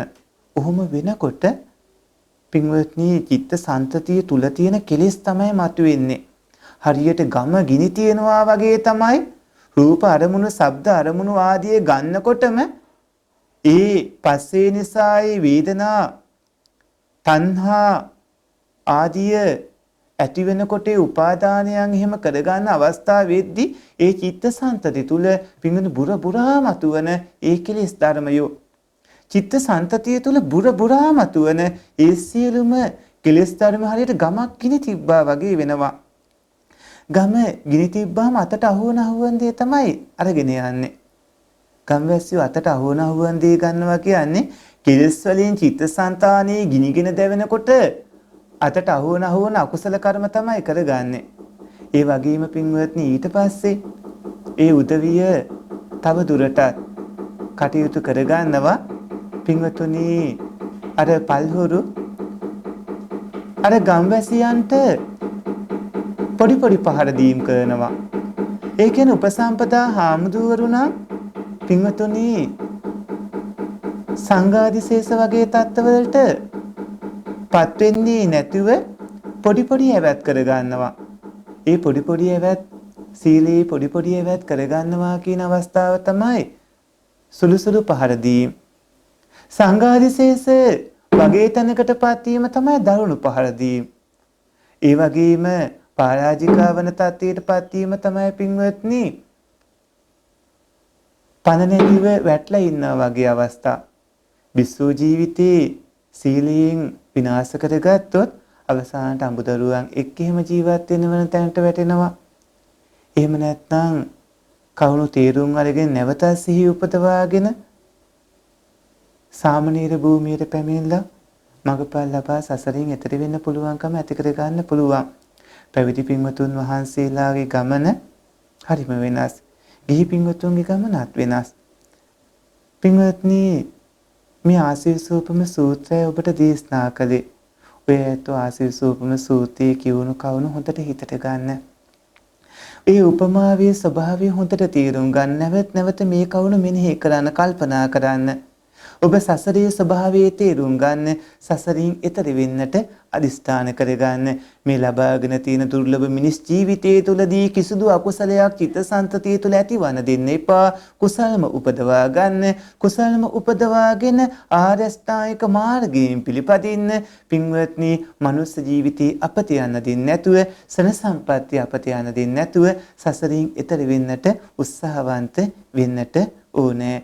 ඔබ ධර්ම ශ්‍රවණය කරමින් උපතවාගත් සීලම පුණ්‍ය සම්පාරියෝ ඔය ඇත්තෝ නමි මේ පරිලව ගිය මේ භවයේට අතීත භවවලට පවා සම්බන්ධ සාංශාරික ඥාතීනට ඒකාන්තේම අනුමෝදන් විත්වා. ඉනේයෝ සුපත් විත්වා, ඉනේයෝ සැපවත් විත්වා, ඉනේයෝ දුකින් අත මිදිත්වා. ඉක්මන් භවයකදීම ඒ පාදතුප ජීවී තනේදී නිවන් දකින්න නොහැකි වුණත් නිවන් දැකිය හැකි උපත්තියකට පැමිණ ඉක්මන් භවයකම උතුම් නිවනින් සැනසීත්වායි කියලා ඥාතීනට පින් අනුමෝදන් කරන්න. දෙවියන්ටත් මේ පින් අනුමෝදන් කරන්න. ඒ විෂ්ණු කතරගම ආදී සියලුම දෙවි දේවතාවුන් වහන්සේලා මේ පින් අනුමෝදන් වෙත්වා. දෙවියෝත් නිවනින් සැනසීත්වායි කියලා දෙවියන්ට පින් අනුමෝදන් කරන්න. මේ සියලුම පුණ්‍ය ධර්මයෝ සසර දුක් නසා සසරින් එතරව නිවන් දකින්නට ඒකාන්තයෙන්ම උපකාරක හේතු සම්පත්ම වේවායි කියලා නිවනම අරමුණු කරන්න. ඉදන් මේ පුඤ්ඤං ආසවක්ඛයා වහන් හෝතු. මේ පින නිවන් අවබෝධ වීම පිණිසම හේතු වේවා. මේ කුසලයේ බලයෙන් නිවන් දකිනාතුරුම පස්පව් දස අකුසල් කරන බාලයින්ගේද අසත්පුරිසයින්ගේද පාප මිත්‍රයින්ගේද ආශ්‍රය නොලැබේවා. දානාදී පින්කම් කරන සීලාදී අනන්ත ගුණ පුරන විදර්ශනාදී භාවනා වඩන සත්පුරිසයින්ගේද කල්යාණ මිත්‍රයින්ගේද බුද්ධාදී ආර්ය මහෝත්තමයින්ගේද ආශ්‍රයම ලැබේවා. පින්වත් ඔබ හැම දිනාටම තෙරුවන් සරණයි.